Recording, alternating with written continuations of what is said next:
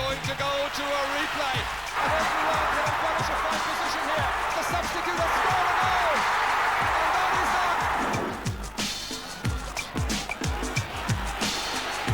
Next to Timmy McCarthy. McCarthy coming through. So far this summer for Tipperary's hurlers, 5 games played, a quarter-final place guaranteed. But the question, of course, is which one?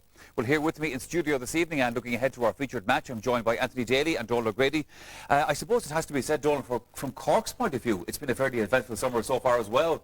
Well, I suppose the most, we don't want to go over all ground, Michael, exactly. But, you know, the first match against Clare, you know, suspensions, and they lost players for the semi-final against Waterford, and Cork always want to go the direct route if they can. No, there's no guarantee that they've beaten Waterford with a full team, but, you know, the suspensions now has moved on, because I think that the main problem for Cork is that they have a few injuries, and they haven't come back in time, so how that's going to affect them tonight. But, you know, a Cork Tip match, you always want to win. It's as simple as that. It's the old tradition, whether this is a challenge match or a league match or a match at the start of the year, you want to win it, and I think Cork will badly want to win it tonight. There's no doubt about that. Tip will badly want to win it as well, of course, Anthony. Now, Tip have made changes in the team. One of them, I have to say, I'm not surprised with. They named Kelly in the side. He has a hamstring injury. They've obviously decided not to chance him.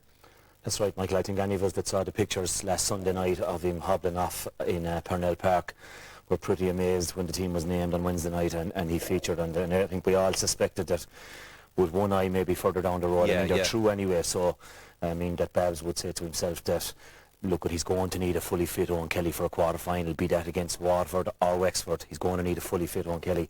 And you also see tonight then that John Carroll doesn't start, but one of their main forwards as well and one of their more experienced players. So I think maybe Babs is probably saying Cork are going that bit better. Look, if we win, we win. We'll have a great go at it. We'll be total underdogs as they are, which is unusual for a Cork Tip clash, but that he'll kind of mind 2 of his more established forwards. And if it's Waterford he's playing in the quarter-final, like that, he'll be saying we'll have revenge for last year and we'll have a good go at him, you know. And with all those 2 lads in, that means a rejig then, Donald, and the team just looking at it. Michael Webster is restored to the side in at full forward, and that's made a few other changes then at the side. Well, it is, Michael, and as Anthony said, looking forward, I mean, Michael Webster was a chap that you might feel would do it full forward with maybe Larry Corbett and Owen Kelly or Willie Ryan feeding off him, so it would be interesting to see how he goes tonight. But the big problem for Tipperary all down to the year was the fact that they hadn't an established centre forward, and we see Benny Dunn there again tonight, whether he's going to last there for the full 70 minutes or not, or whether he was going to be moved, and that is the main problem that they have all the year, and, you know, they're not going to fix it tonight. In terms of what Donald was saying there a minute ago, Anthony, about Cork, we all know like what started at the beginning of the summer. Now it's the more pragmatic business of trying to get through the qualifiers, trying to get into the quarter-finals, you know, have your team as fit as you can get them.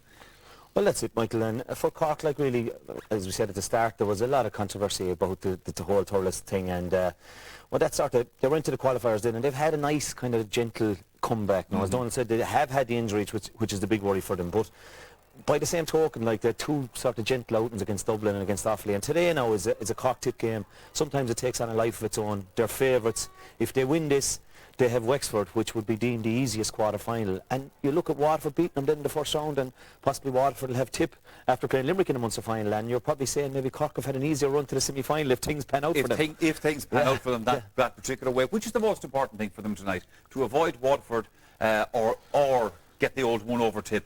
There's nothing that builds confidence, Michael, like victories. It's as simple as that. And if they win tonight, right, they're into against Wexford, and you wouldn't want to go into against Wexford either with, you know, I don't think Wexford are great, like, but you wouldn't want to go in thinking like, we're going to wipe the floor with them, whatever else. But the important thing is get the Croke Park with confidence, and at that stage they might have the pick then of their top 15, and they'll have to have a little bit of preparation time as well, because if you want meet either Waterford or Kilkenny, which they may meet, you have to prepare well for those games. No, but confidence is the main thing at this time of the year. The winners of tonight's match might be as well off not having everything decided in terms of who meets who, because this is setting things up nicely for Wexford, whoever comes through against them, because we're not writing Wexford off, but people are saying, well, it's the easier one. That has to be a big motivation for Wexford. It has, Michael, but at the same time, if you look back on it there, you know, we beat them 2 years ago in the quarter-final, gave them a fairly heavy beating. Came along last year, then they got a heavy beating in the Leinster final, and then they were meeting us in the quarter-final again. Everyone said, look, it's revenge for last year. It just didn't happen for them again. On to this year, seemed to be making good progress under John Myler, I'd say. In fairness to him, he has left no stone unturned. And then got hammered by Kilkenny twice already this year. So you just wonder how, you know, I believe during the week that the captain was dismissed from the panel, and, you know, things don't look good in the setup, and you just wonder how they would beat Cork in a quarter-final. It's very hard to see. Yeah, well,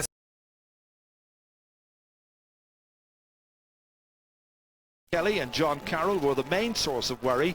As it transpires, both players are missing, replaced by under-21 Dara Hickey and the recalled Micheál Webster. There's a championship debut as well for cornerback Alan Byrne, and the team is skippered by Benny Dunn.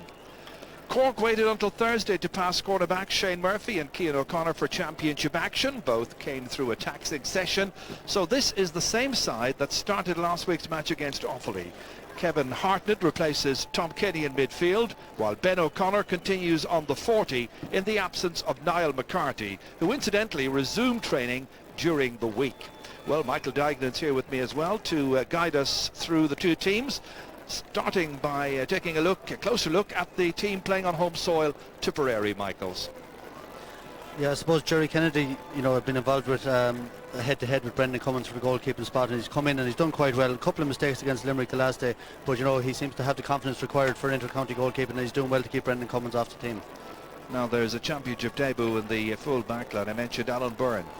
Yeah, a new player coming in, a big game for him tonight, and playing beside Declan Fanning, who has played most of his hurling at centre-back for Tipperary when he has been on the team. So, likes of Paul Kern and what Dermot Fitzgerald missing tonight. So it's a very inexperienced line. What about the half-back line?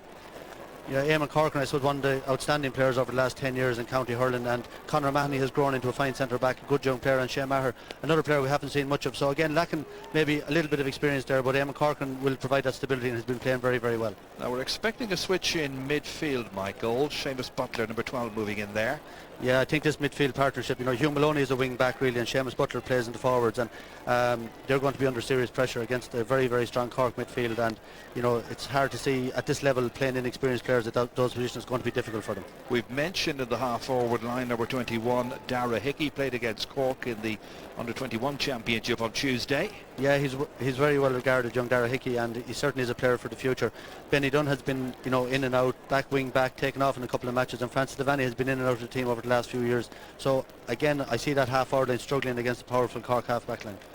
No Owen Kelly, so the towering figure of Micheál Webster is back. Yeah, Micheál has been in exile for the last year or so, and Lara Corbett, I think a player I rate very highly, but has been in and out of Babs' plans as well, and Willie Ryan has done very well in his first year, but this forward line is all about Owen Kelly usually, so how are they going to cope without him? He's going to be a huge loss.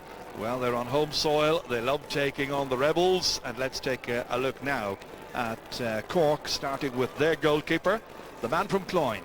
Yeah, I suppose at this stage everything has been said about Donal Logue, but he's one of the top goalies in the game over the last decade and brings the professionalism to the position I think that other goalies have tried to match, and there's certainly nobody better than him in the country.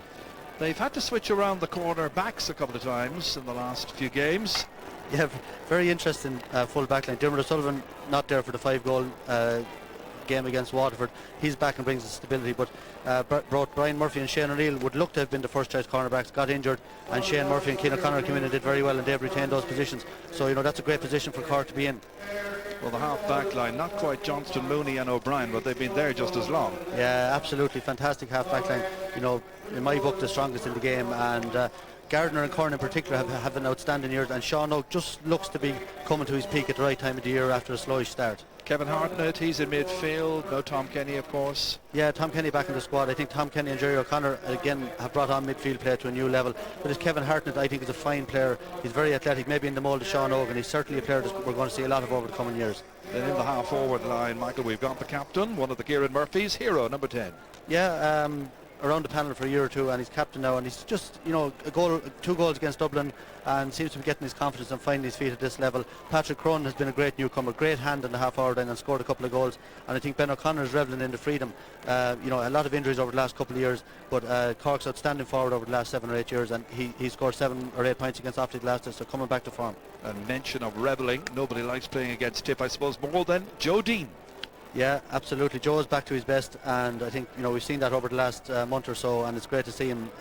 Great to see him back in full health. And Kieran Murphy, goal poacher, and Neil Rowan has been in and out of the team. He's really getting his last chance to. I think before Niall McCarthy comes back, he needs to have a big game today to cement a place for the quarter-final. Okay, well, those are the teams, those are the views as well. About 7 minutes to the action. Let's go back and get some more views with Michael.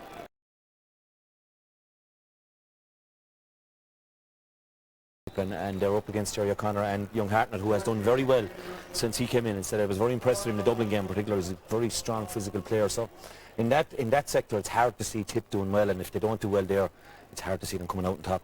OK, gentlemen, thanks at the moment. Well, it's time now to hand you over to the commentary box and join Ger Canning and Michael Dignan.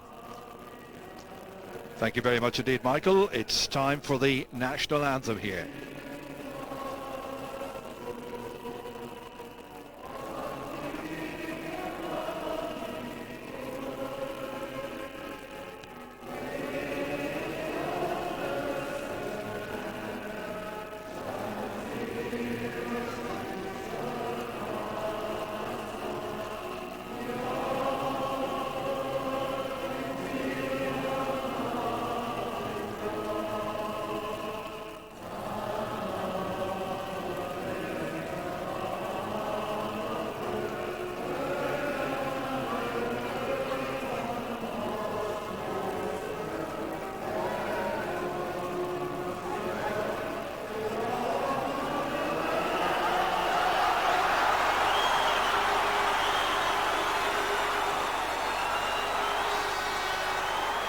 Well, under normal circumstances, this is usually a fixture to savour from two sides who understand the finer things in hurling. It's been misty here. Rain still just seeping down. It's Tipperary who won the toss. And they are going to play this first half from left to right. Not a great deal of breeze around to concern ourselves about in this final match in Group 1B of the qualifying stages to determine who plays whom in the quarterfinals of the All-Ireland Championship. And it's Tipperary straight away getting into their first attack. That's down towards Micheál Webster, runs away from him, however, to Donald Cusack, sent right back up the field once again. Conor O'Mahony coming across to taking it with style onto his left-hand side. Down it goes towards Lar Corbett, bounces away once again. Gardner comes in there to challenge. Shane Murphy coming across now, goes to ground out as far as Ronan Curran, the St Finbarr's player, having a little bit of difficulty holding the feet back there. Cian O'Connor getting it away via Diarmuid O'Sullivan. Up towards the centre forward is Ben O'Connor, of course, coming in to take Eamon Corcoran, sending it back down once again towards Willie Ryan's corner. Over there as well is John Gardner from the Napirshe club, way up the field. Crowd of about 10,000, 12,000 present here. They were expecting round about 15. Pressure on once again as Sean O'Halpine goes back, gets a little shoulder into the back, that time from Lar Corbett, gets it away nonetheless. Spills away, Kevin Hartnett trying to keep the ball in play, succeeds. Jerry O'Connor, his midfield ally, dishing it off there as far as Ronan Curran. Pressure applied by Tipperary, who look eager. That's John Gardner getting it away, trying to mount Cork's first serious attack up towards Joe Dean, and the referee saw a little bit of holding, and it's going to be a free to Tipperary. A very good start by Tipperary. I think Conor O'Mahony and Eamon Corcoran won the first couple of balls, and Alan Byrne, the new cornerback, came out very well to the first ball there. So I think they'll be thrilled with that. Not so sure about the free there. I think Joe was just trying to sneak in behind. Just making a little bit of contact. Here's Jerry Kennedy playing in his 5th championship match, keeping Brendan Cummins out of the championship team. That's won very well by Diarmuid O'Sullivan. It's going to be quite a duel there with Micheál Webster, out by Sean O'Halpine. Way up the field towards Dean once again has been marked by Eamon Buckley. That time Park Ronan in possession, held free into Cork. Should be their first score, and it'll be Joe Dean who'll come out and take it. This is the number 12 again, Park Ronan, who's impressed so many players this year. Just held up in there by Declan Fanning. I think it was a good free to give away there. Joe Dean had slipped inside on his own, and if the hand pass had got into him, he was straight through for a goal. So Joe Dean standing over this and taking maximum care to give Cork the lead, which he manages to do with his very first shot on the target. So after 2.5 minutes of play, it's Cork via this Joe Dean free, who's still in front here. Jerry Kennedy from Killinall. Tipperary's last win in the championship over Cork back here in 1991. That was hit there by Seamus Butler from a huge distance out. Remember Seamus wearing the number 12, playing in the middle of the park this evening alongside Hugh Maloney from Nina Era Og. It's another new partnership in midfield for Babs Keating. Remember, it's Tipperary's 6th match in 6 weeks. Tall order for them. Again, they build at their own half-back line. Eamon Corcoran sending it away down towards Webster again. It runs loose once again to the goalkeeper, Donald O'Cusack. Ball overhit a couple of times now into the goalkeeper's hands. Out as far as John Gardner. Delivering it long all the way down towards Kieran Murphy, the SARS man. Runs away from him right on the end line there. Declan Fanning. Fanning, a bit of a makeshift fullback, releasing it to Alan Byrne on his championship debut. He's played in the league. Cross here. Tip trying to win primary possession there via Dara Hickey, the new man in with the white helmet wearing number 21. Here's Jerry O'Connor, we know all about him.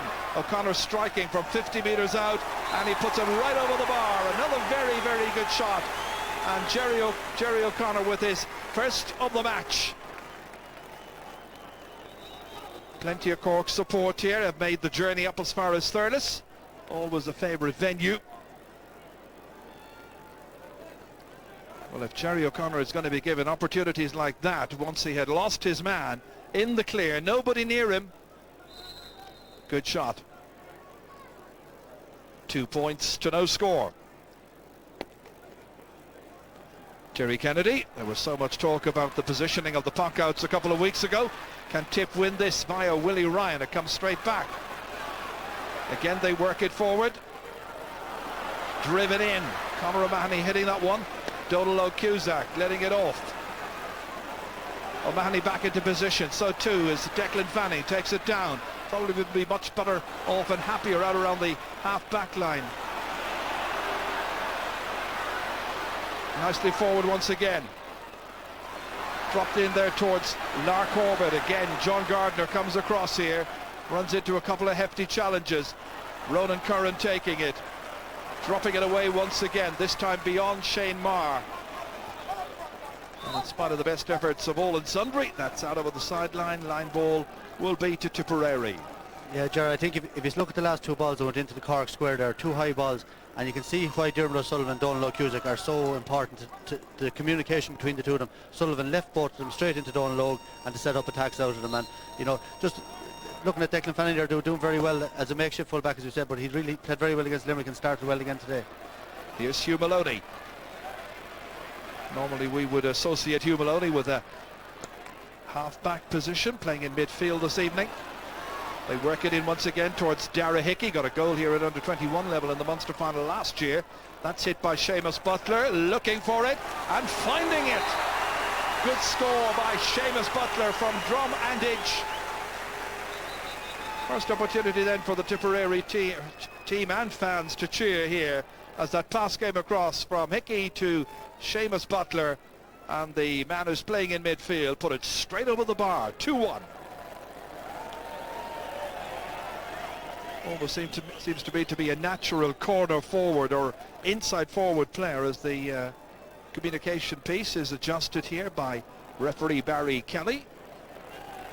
He is, Jerry. He's a natural cover. He's a big man, you know, and sometimes you find with forwards, when they get out the field, they get a new lease of life, when they get that extra bit of room, and particularly against Cork, they tend to play a running game in the middle of the field. So you are going to get your share of chance. I think we've seen Paul Kelly over the years playing midfield, scoring 4 and 5 points in matches against Cork.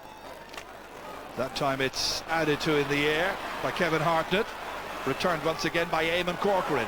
Held by the centre half back for Cork, Ronan Curran. Back in once again, over the head of Alan Byrne this time. Coming out to take it is Declan Fanning. Killen Oldman. Kieran Murphy from SARS trying to get it onto his stick. Feeding it ahead there. As far as the other Kieran Murphy, Kieran Hero Murphy. The team captain, of course. Linesman over there stepping in. That is Ambrose Higney from Clare. Referee Barry Kelly from Westmeath, teaches in Burr Community College, having a word there with Declan Fanning. Free is going to be to Cork.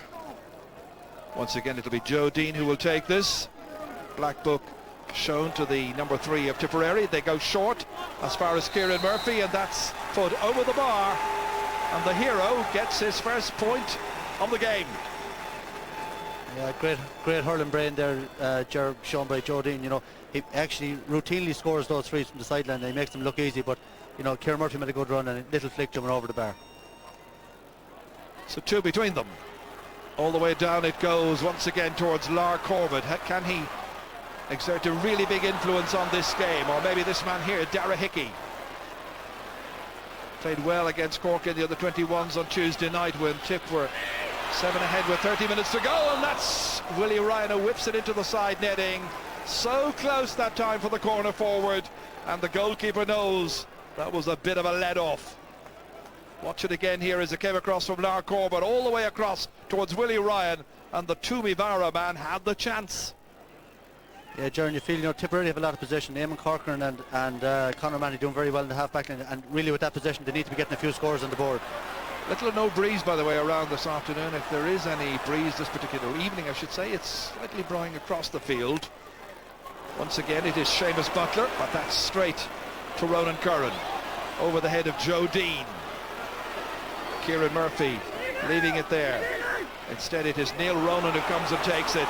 Good movement by Neil Ronan, having a go, and it goes off the goalkeeper's stick and it goes over the bar, but the credit will go to Neil Ronan, who got his first ever goal in championship hurling last Saturday against Offaly. Here he is coming in, taking on the cornerback, getting by, and the goalkeeper was required to tap it over. It's 4 points to 1. Jerry O'Connor batting it down. Once again, it's to the other Kieran Murphy from Erin's Own, county champions in Cork.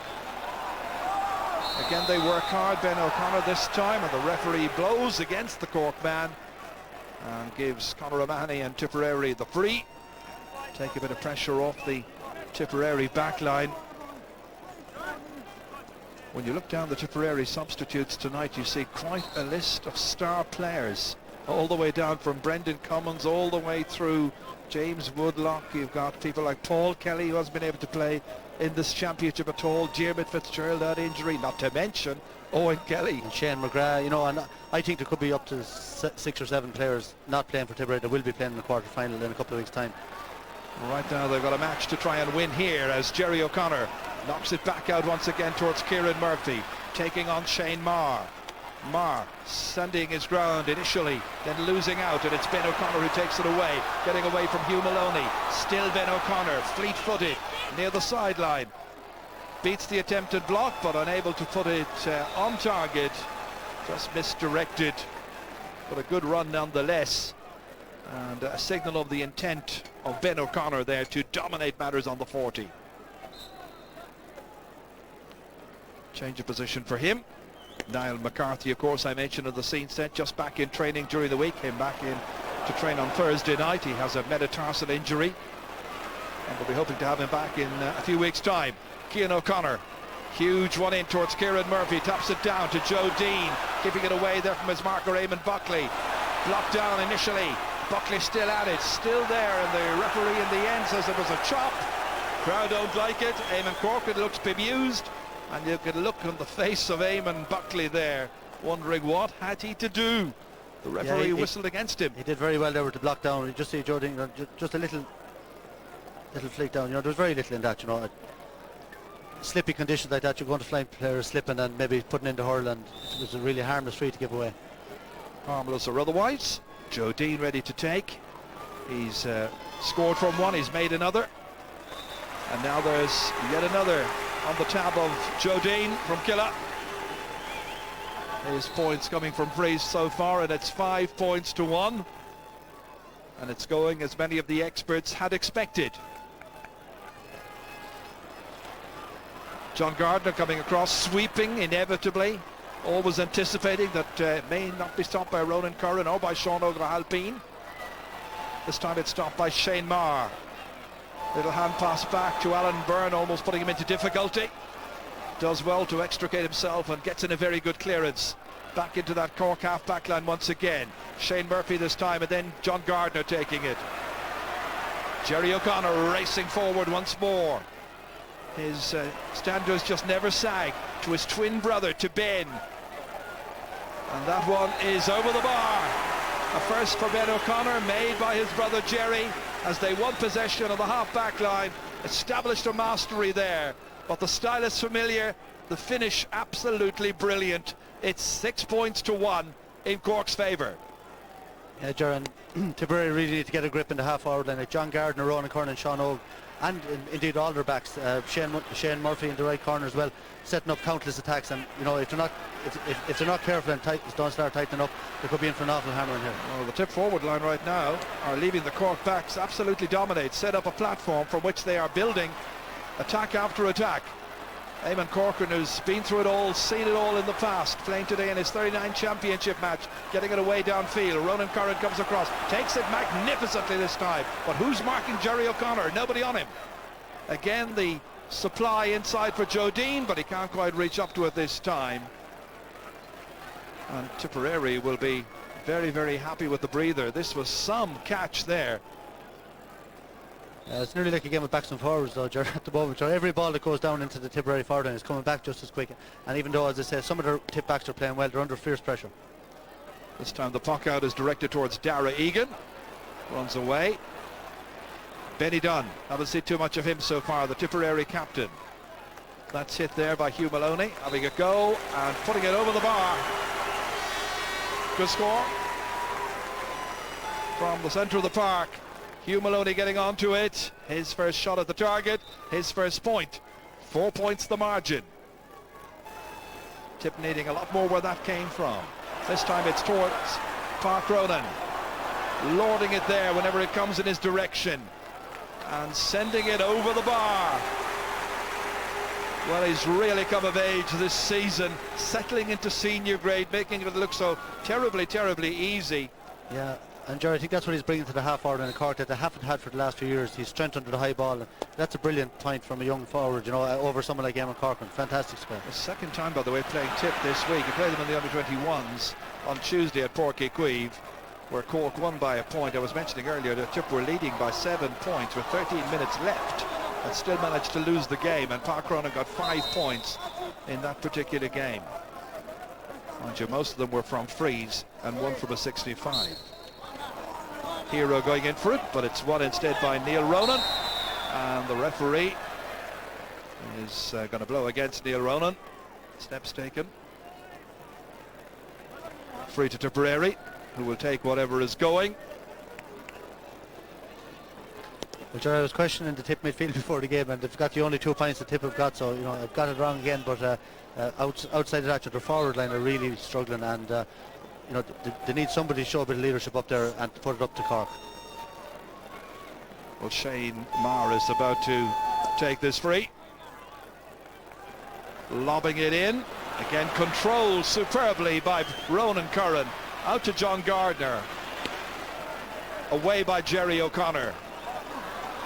Completely in control in dominant areas. Conor O'Mahony feeding it back once again. Across towards Dara Hickey.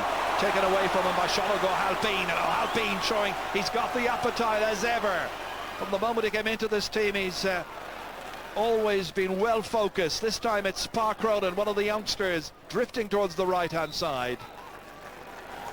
But that was tigerishly taken forward by Sean O'Halpine and fed to young Park Ronan. This mixture of inexperienced players, young emerging talent like Hartnett and like Park Ronan must be giving Gerald McCarthy and the selectors plenty to think about, because they're blending in really well with the older heads. This is Hartnett. Back once again towards Shane Murphy.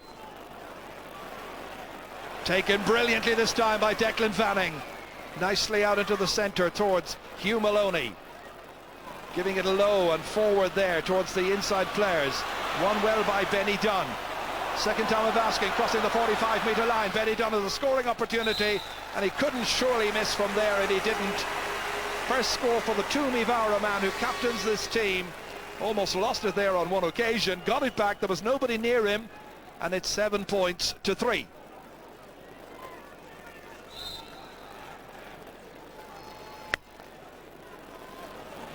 Again, Cork with the puck out. Variation from last year. Half forwards running into position. Half backs taking it forward then towards Joe Dean.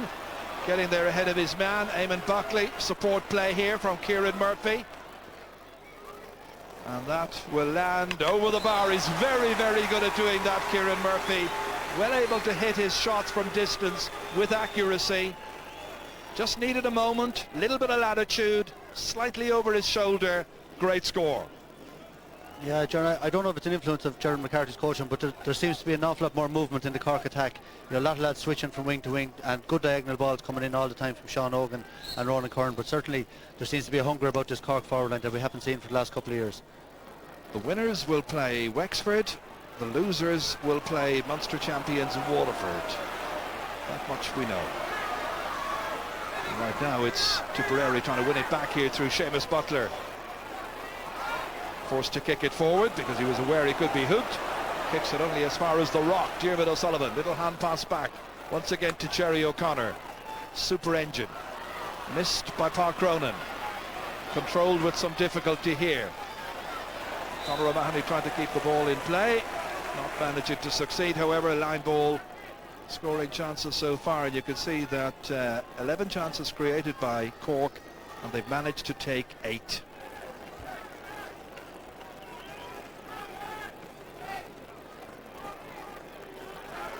So Sean O'Halpine, I was mentioning the half-back line. They've been together, by the way, for 17 of the last 19 championship matches.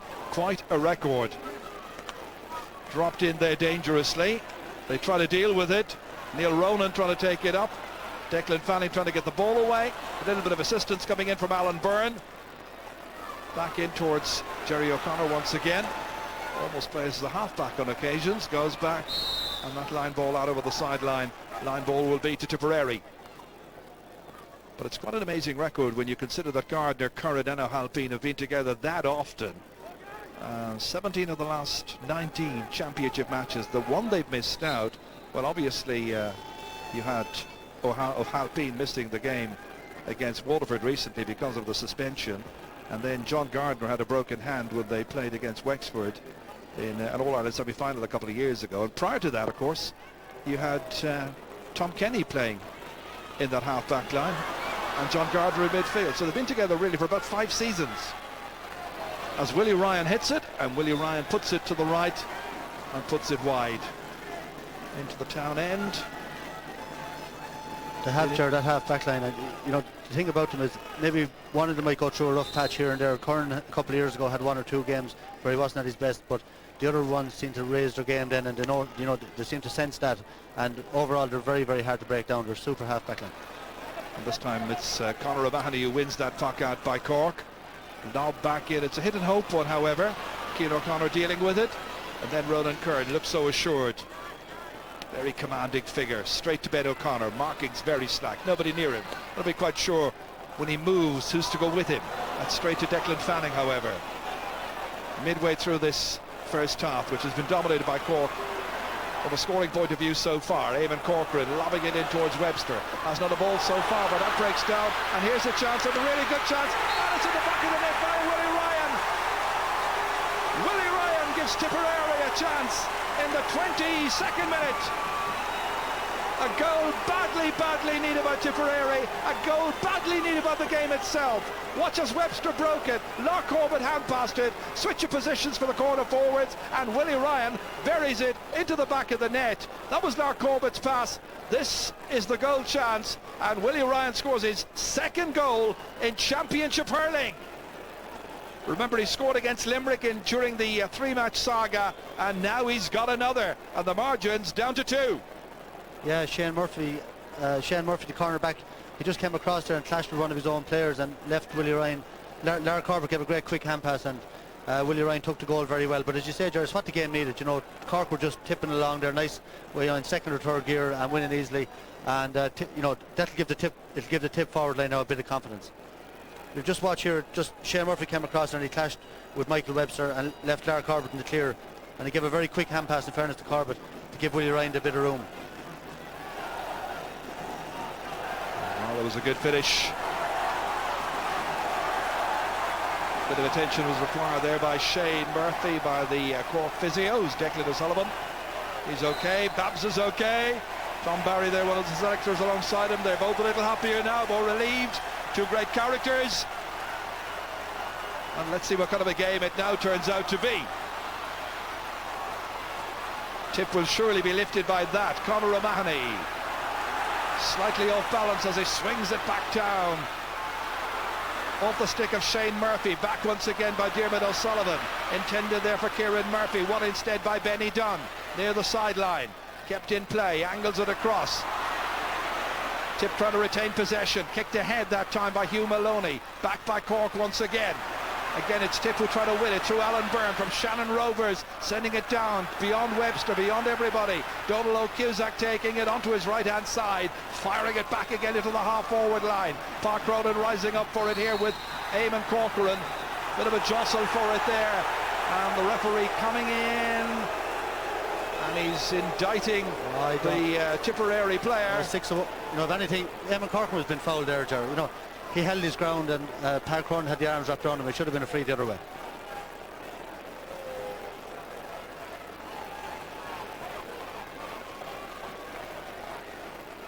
Well, Barry Kelly, the referee, has been speaking to one of his linesmen, who is Anthony Stapleton from Laois, and he is now calling across one of the Tipperary players.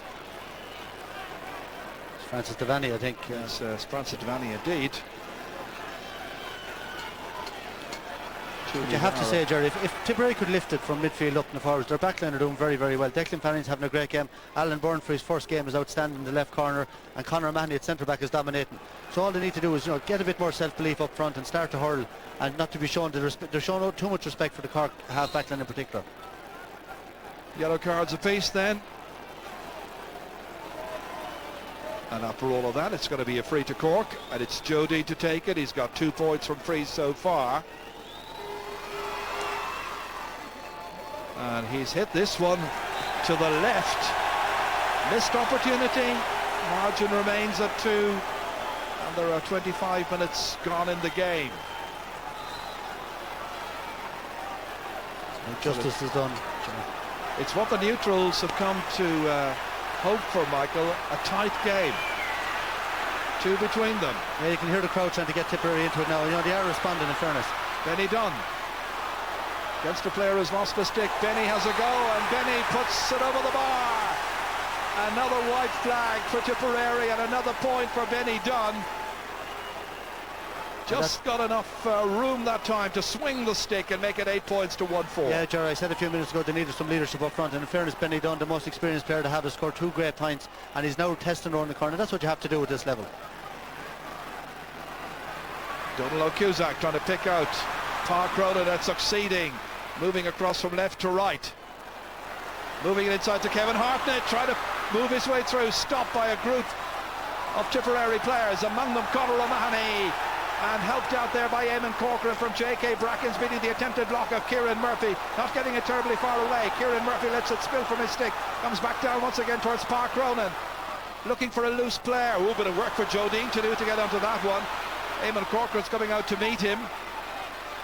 Joe Dean showing his trickery. 2 wise and experienced players. Decent ball across there towards Neil Ronan. Can't quite get it onto the stick. Kieran Murphy trying to nurse it through. Stopped initially. And in the end, it's hand passed away out of danger there. Declan Fanning getting it away. And in the end, Seamus Butler drives it away downfield. Intended for Lark Corbett. Taken instead there by Ronan Curran.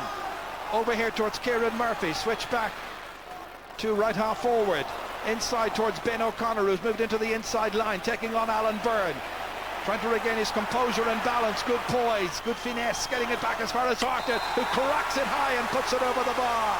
Great score by Kevin Hartnett from Russell Rovers at East Cork. Nicely fed back, beautiful score. 9 points for Cork, 1-4 for Tipperary. That was a hard work score. It's as if Cork realises a challenge here, and a big challenge being presented by Tipperary, and we've got to work. Yeah, that's it, Jared. They lifted their game and showed their experience there again, and Ben O'Connor with a good pass outside, but Tipperary are putting it up to them now. Jerry Kennedy's clock out all the way down. Willie Ryan trying to get it across, trying to nurse it to himself, trying to get it into space. Benny Dunn leaving it for Lark Corbett to come on to. Lark Corbett looking at the post, having a go. Tried to eat into the lead, and he succeeds. Lark Corbett's first made the goal for Willie Ryan some 5 minutes ago, and here he is having a look at the post here, driving it off his left-hand side, beautifully over. 9 points to 1-5, which means there's one between them. Yeah, Gerald Lark is that centre forward for that score. So that's 3 points off Ronan Curran. Even though he's dominating, he maybe needs to tighten up as well now. Park Ronan, much more of a contest. Dean left it beautifully there for Kevin Hartnett. Good skill by Dean. Great play by Hartnett, kicking it into the middle towards a loose player who was Neil Ronan, but one instead by Declan Fanning, who's done a lot of mopping up back there and helping out. Strong figure at the back needs to be Neil Ronan. Playing it across here to Kieran Murphy, back towards Jerry O'Connor, who's got 1 point, and now he's got a second. Good score by Cork, good response. Really big body blow for them, the concession of the goal after 22 minutes, but they've come back strongly now with a couple of really well worked and classy scores. Jerry Kennedy through the centre again, broken down by Lark Corbett, who's moved into centre forward in there on Ronan Curran, trying to upset his dominance of the play. Jerry O'Connor limping away after that last little challenge. Nobody quite connected. It was Benny Dunn who was trying to shoulder him, but I think he just hit the ground rather awkwardly. Had some problems with hamstring trouble some weeks back, and there was a concern, particularly at the time of the Clare match, that he could have injury difficulties.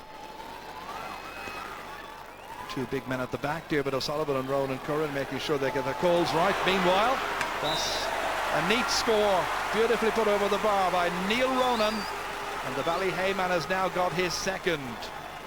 A super catch there, Ger, by Neil Ronan. He's very, very sharp. I was saying before the game, he needs a big game because Niall McCarthy will be on the way back and he doesn't want to be one left out again. All of a sudden there are 3 between them once again, and 5 minutes to go to half time. Oh, beautiful pick up by John Gardner, great skill. Back in once again, Alan Byrne favoured here, let it bounce, took it as far as Benny Dunn operating on the 40, occasionally coming out towards midfield. That once again is Lark Corbett having a go. He knows this ground so terribly well. Plays for Thurles Sarsfields, and he's got a second here, and it's 11 points to 1-6. So the margin is down to 2 once again, thanks to Lark Corbett. Turning out to be a very good qualifying match. For a long while it was looking like we were going to see a procession in Cork's favour. That's Kevin Hartnett, and once again it is Declan Fanning winning the race each time, coming thundering out of full back. Remember, they're without Philly Marr, they're without Paul Curran as well. They have it back once again. Seamus Butler letting fly. They're playing with confidence. That's a great strike. Seamus Butler gets a second. Beautiful score. Fabulous point by the man who's playing in his 10th championship match. On the solo, on the burst, and he drives it over the bar. And the margin's down to 1. Again, this loose ball is picked up from the puck out by Eamon Corcoran, and it's ammunition once again for the inside forwards to see what they can do with it. If they can beat that very trenchant half back line. That time it was Shane Murphy getting it out as far as Shologo Halpine racing forward. 65 metres out, in over the head this time of Declan Fanning, on towards Dean, dodging this way and that. It's an awkward angle. Will it curl in? Not quite. It was a difficult one for him. The approach work was very good, very clever, very skillful. Yeah. 11 points to 1-7. Gerard, I don't think Gerald McCarthy is going to be too happy with his forward line. They're just not working hard enough, and the tip backs, you know, I said earlier, they're giving an awful lot of ball inside, and eventually the scores had to come. And Lark Corbett and Benny Dunn in particular, and Seamus Butler in the middle of the field, scoring some great points. Tip, well psyched up. Hugh Maloney back for Butler once again. The midfield duo, and that one is going to the left-hand side. It was a real hit and hope one from a considerable distance out. No real great ball going in for some time now in towards Webster. We saw with that break when it came off Webster via Lark Corbett for Willie Ryan what damage they could do inside. This time it's Shane Marr from Burgess. They were intermediate club champions in Tipperary 2 years ago, out over the sideline. Line ball to Cork. This to be taken by John Gardner. This was the little hook here moments ago. Gerald, I wouldn't be surprised if we see Tom Kenny maybe introduced even at half time. You know, Kevin Hart is a good hurler, but Seamus Butler could have 4 points scored. He has 2 scored, had a couple of wides as well, and I think you'll see Tom Kenny coming in there before long. Could well happen. Declan Fanning back once again. Once again it is taken by John Gardner. Out as far as Jerry O'Connor. Been given an awful lot of latitude. Let's fly. Usual result. It's a third for the Mutant Shandrum player. John Gardner sent it into Jerry O'Connor. Jerry didn't even need to return it to John Gardner, who kept on moving. Great score. 2 between them. So now heading close to half-time. Tip trying to win primary possession once again in midfield, and they succeed via Lar Corbett.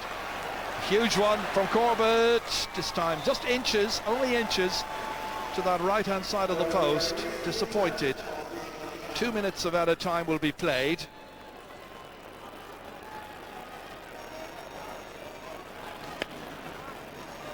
Donald O'Cusack, that's a terrible puck out.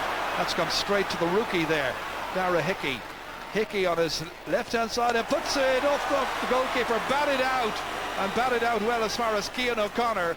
So Donald O'Cusack redeems himself with that particular puck out. Hefty shoulders, line ball to Tipperary. Meaty contest. From the puck out, this came straight back. And Donald O'Cusack stretched up and managed to get it away to safety. Big gamble, Ger. Well, you remember what happened in the All-Ireland semi last year against Waterford when he prevented an absolute certain equalising point.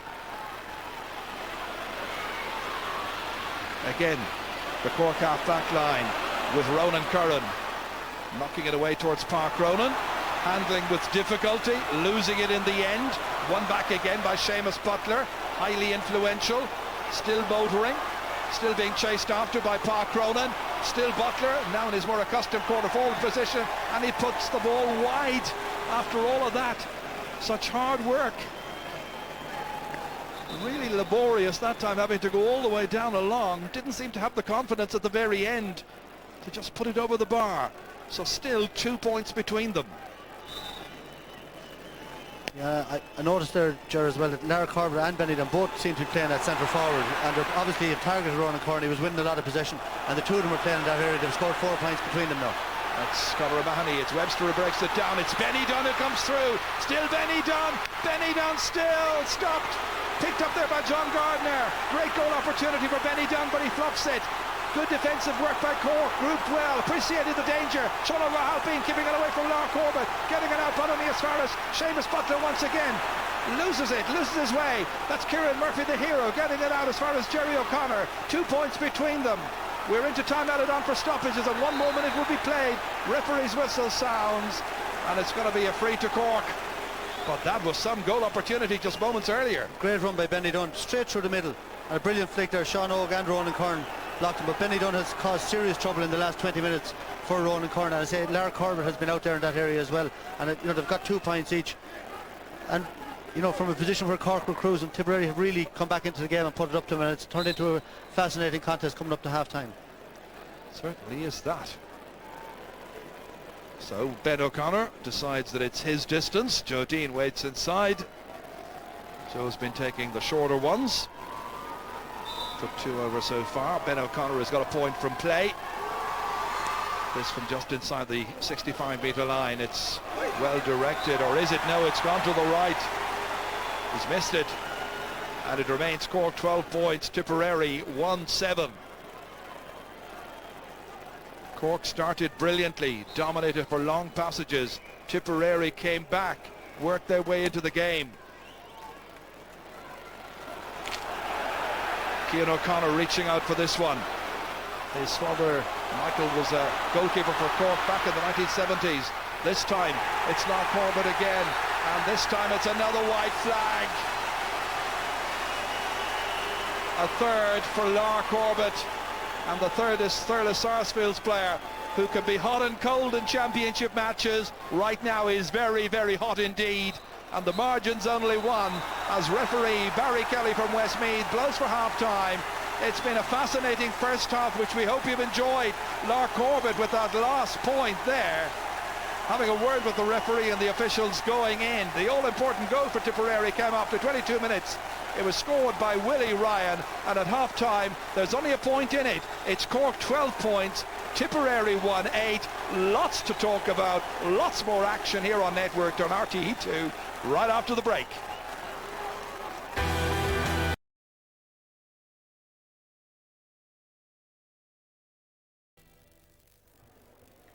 Welcome back again to the Saturday Game Live. Half-time then in this evening's Group 1B Hurling Championship qualifier between Tip and Cork. A look at the stats from that. And just to remind you that Cork are leading Tip 12 points to 1 goal and 8 points. Just a 1 point in it then in Cork's favour. Look there for you at the possession in the game, the scoring chances on both sides. Pretty much similar. 6 wides on each side as well. And indeed 1 yellow card on each side. So it's, apart from the scoreline, pretty much even Steven down in Semple Stadium in Thurles. Now, Anthony Daly and Donal O'Grady are here with me in studio. Donal, I suppose the Cork view first of all. Cork seem to be cruising early on that game, but it's all tightened up now. Well, after 20 minutes, Michael, 8 points to 5 points up. Maybe they start to believe their own publicity that because of the Offaly and Dublin games that they were going to coast through this, and then suddenly Tipper back in the game. But I certainly wouldn't be happy if I was with Cork, because I thought I counted only 2 good balls going into the forward line, into the full forward line. I think they were content to get the ball to the half forward line and take pot shots. And I think, you know, when you get on top, which they were in the first 20 minutes, they should have gone for it then, and they didn't, and they left Tip back into it. I wondered about Tip's preparation for this from the point of view that, you know, between the Limerick games and the 2 qualifiers they've played so far, they've been out practically every Sunday. They looked a little bit flat for a while, but they've certainly picked up the pace, Anthony. They have, Michael, but I'd be inclined to agree with Donald in that I think, you know, the Cork half-back line, we've spoken an awful lot about them, and they're 3 fantastic players, and people at home might find it hard to think how I could criticise them now. They've been on the ball so much.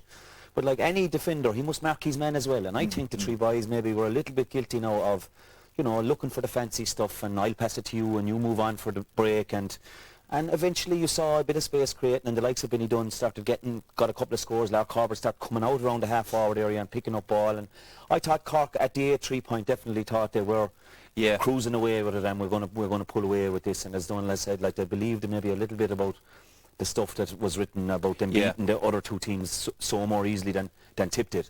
Well, let's look at the start of the game when things were looking good from a Cork point of view. They got some very nice scores. Look, usual classy stuff from Cork.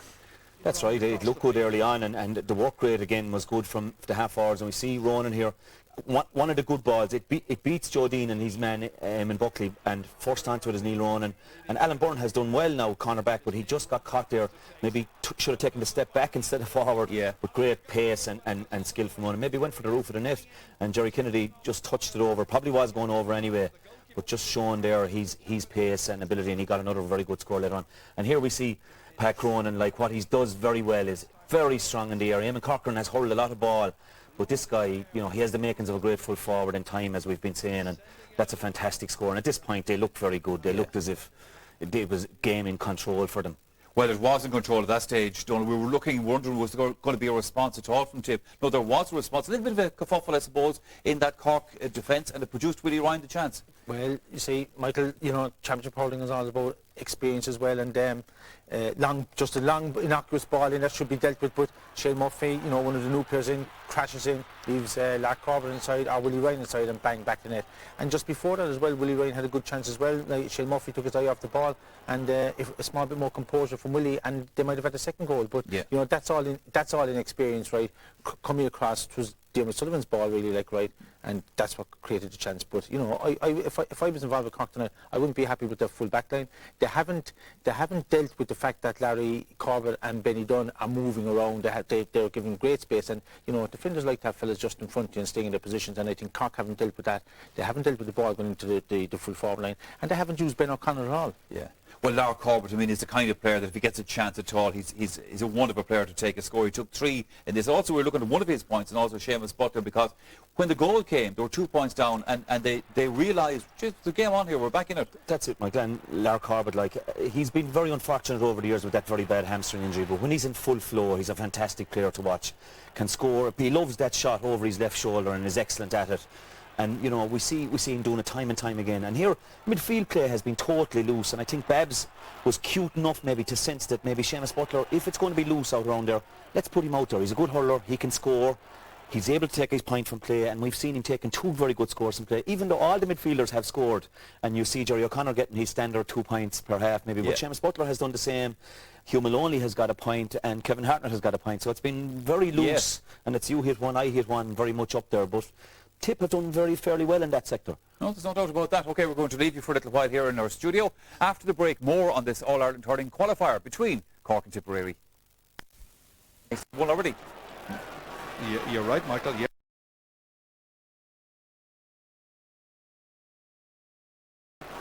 You're right, Michael. Yeah, there is one change, and that is Brian Murphy, of course, and he's come into the full-back line, and he's coming in place of Cian O'Connor, I think it is, who's gone off. I see Shane Murphy still there, so that seems to be the change as Tipperary rein in that first attempt for a point of the second half via Benny Dunn. So just a point between them. Michael Dagden's with me here. Tipperary, have they the greater cause for quiet satisfaction so far? I absolutely think so. Yeah, they started like a team that didn't give themselves any chance, and they've grown into the game. And you know, they've nothing to lose at this stage.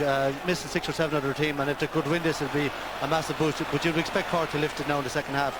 Brian Murphy's on. You expect to see Tom Kenny coming in as well, and you'd expect to see Cork win it. But Tip aren't going to make it easy for them. As John Gardner sends it down into the corner here. Clever little play by Ben O'Connor, who lost his stick, but possession won back again by Tipperary, and Conor O'Mahony high up into the air. The challenge in there quickly by Francis Devaney was on Jerry O'Connor. Won back once again, this time by Shane Marr, left half back, one-handed here, controlled by Shane Murphy with some difficulty. He's got Willie Ryan, the goal scorer, linking up with goalkeeper Donald O'Cusack, way down through the centre of the park.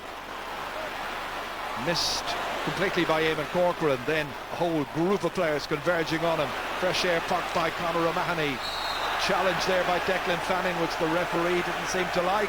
Down on the ground is Kieran Murphy from Sarsfields, and the referee, who's already ticked Declan Fanning.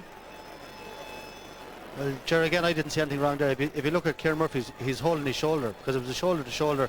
You know, there was a couple of clashes on the sideline very similar a minute ago, no free. And I think there's a couple of decisions gone against Tipperary. To be fair to them, that's maybe the second point now that's gone against them. Let's watch his shoulder now, hitting this. Was it on shoulder? Was it on the target exactly?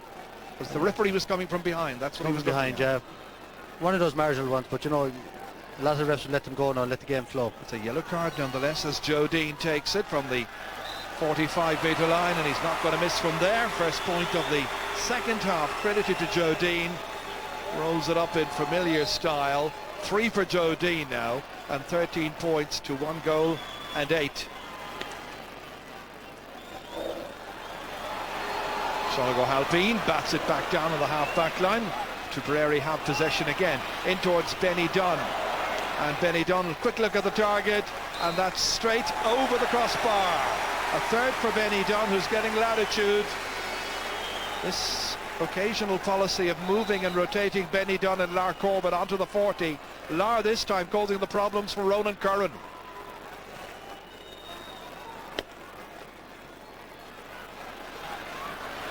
Eamon Corcoran, great catch by Corcoran, held up over there by Kieran Murphy, and the referee says free out to Tipperary. And you can be sure that the hero is saying it was a charging violation or foul. Watch, but this was a wonderful catch. That's how the referee reads it. Free to Tipperary. Puckouts 1 so far. Interesting. Under pressure, that Cork inside defensive line. And the referee immediately indicts Tipperary. Benny Dunn wondering whether he's the guilty party, and the referee says, yeah, wild swipe that time. Dangerous play.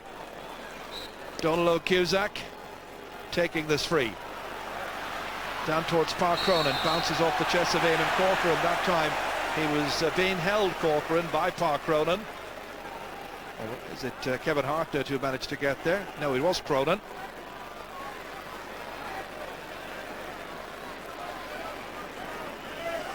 Plenty for the crowd to enthuse about. There always is when Babs Keating's teams are in action against Cork. Whether it's the qualifiers, or this is the second time it has ever been, or the championship, always something special. That runs all the way through towards Corbett. Can't quite take it up. Benny Dunn, quick look around. That's a great steal. Jerry O'Connor trying to get the ball away. In fact, in the end, it was Brian Murphy who got there first. Now Benny Dunn. Nicely across the field. Little step inside here by the goal scorer Willie Ryan. And Willie Ryan with an awkward angle. He's got another goal. In the 40th minute. Willie Ryan once more gets the better of Donald O'Cusack. Watch this ball coming right across the face of goal. Watch him taking on his man Shane Murphy, getting inside on the solo run. It bounced off the ground, came up awkwardly, and the deceiving bounce beat goalkeeper Donald O'Cusack. But the credit goes to Willie Ryan from Tumivara. Tip lead by 2 points. Quite a turnaround. Pressure on Cork now once again. Jerry O'Connor, little hand pass outside to his midfield partner Kevin Hartnett. This to reduce their ears. He puts it straight over at the town end of Semple Stadium. And it is 2-9 to 15 points at this stage. Or the 14 rather. Let's get it correct. 14 points, 15-14. Brilliant ball though by Benny Dunn for that goal. You know, he's been on the ball enough that we were praising Ronan Curran earlier, but Benny Dunn is absolutely giving him a roasting at this stage. And a great cross for the diagonal ball, and Willie Ryan finished it brilliantly. As we watch Seamus Butler once again out near the sideline, back to Benny Dunn once more. Well, he's in a very hot stage right now, and I'm sure felt confident enough that was going to go over the bar. No such luck. Short puck out straight to Jerry O'Connor, down to the inside forward line. They work for it, but it's won back again by Conor O'Mahony, the centre half back, blocked down, taken once more. Neil Ronan having a shot, having a go, but putting it to the right. Luck just not in. 2 points from the first half for the Ballyhay player. He switched into full forward there, being marked by Declan Fanning. I know many people in Ballyhay feel that that's his best position. Kennedy's puck out. Once again targeting the centre half forward. He looks at the referee. No free given. John Gardner takes it. Out here as far as Kieran Murphy from Sarsfield. He's come out the field to get some possession. This time it's with Kevin Hartnett. Hartnett's loose ball is picked up by Eamon Corcoran. Gets it away from Joe Dean. Supported there by Eamon Buckley. Listen to the Tipperary crowd. Really enjoying this. Their team ahead by 1 point. They battle again with Willie Ryan over there. Second time of asking, dispossessed by Shane Murphy for Cork. They try to take it back up via Dara Hickey. Once again it's Lar Corbett. Quick look up at the post. It's a familiar pose as he strikes it, but this time outside the target, missing his opportunity. Really good chance. 2-9. Jerry, you have to really admire the way the Tipperary forward line have responded to a very bad start, but the Cork backs are under serious pressure. The rotation of the tip forwards is troubling them all over the place, and really Cork need to go man for man now and close them down, or else Tipperary are going to get in for more goals because they're creating an awful lot of space. When the questions are being asked of that Cork full back line, they have been found wanting on 2 occasions so far. Out as far as Benny Dunn it comes. Dunn once again soloing forward, looping it in, and the referee says he was fouled that time by Ronan Curran, who's on the ground. Has a bemused look on his face as Tip were setting up an attack. This is Benny once again, this time thrusting it up over the number 6, colliding with the centre half back. Not much in it. Referee blew his whistle. That's an old trick, Jerry. You know, he had no place to go, so he threw it on, and Ronan Curran had no place, couldn't get out of the way. So, you know, obviously the ref will give it because it looks like that he obstructed him, but Ronan Curran had no choice but to stand his ground. The team doctor for Tipperary is out attending to Benny Dunn. That's Kevin Delargy, hails from the Glens of Antrim. Physio there as well as Roddy O'Donnell and Gerald McCarthy trying to hatch a plan. Serious difficulties here. You think John Gardner might be moved in centre back for a while? You know, Ronan Curran is normally so dominant, but Benny Dunn is absolutely going to town, as we said a few times here. And between him, I think, and Seamus Butler in the middle of the field, they're the ones who are directing Tipperary traffic out there. And Kevin Harton's got a couple of points, but Seamus Butler's on the ball far too often. So I'd expect Tom Kenny to come in there. I said it before half-time, but no sign of him yet. Cork, remember, playing about 5 games in 7-8 matches, but Tip 6 matches in 6. And this is put over the bar. No mistake from the free whatsoever by Willie Ryan, who's now got 2 goals and a point. There he is once again, taking it up confidently and putting it over, and it's 16 points to 14 in points. Jerry O'Connor once again having a go from a huge distance out, and that has gone left and it's gone wide.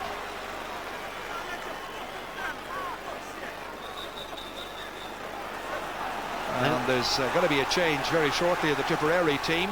John Carroll is about to come on.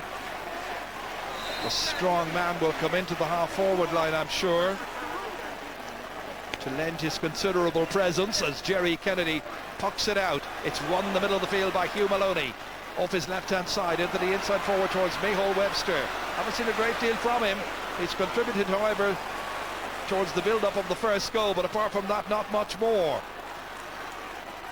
Once again, Cork win it back. Kieran Murphy back towards Jerry O'Connor, but the tenacity is coming from Tipperary, and it's Hugh Maloney once again. The Nina Og era Oak player puts it over the bar, and it's a smashing score for Hugh Maloney. 1 in each half now, and Tipperary have a 3-point lead. What a score, what a point. A brilliant score, Gerard. And Tipperary really are playing with great heart and passion now. And that point from Willie Ryan from the free is the first score from a free they've got. They've scored 2-10 from play.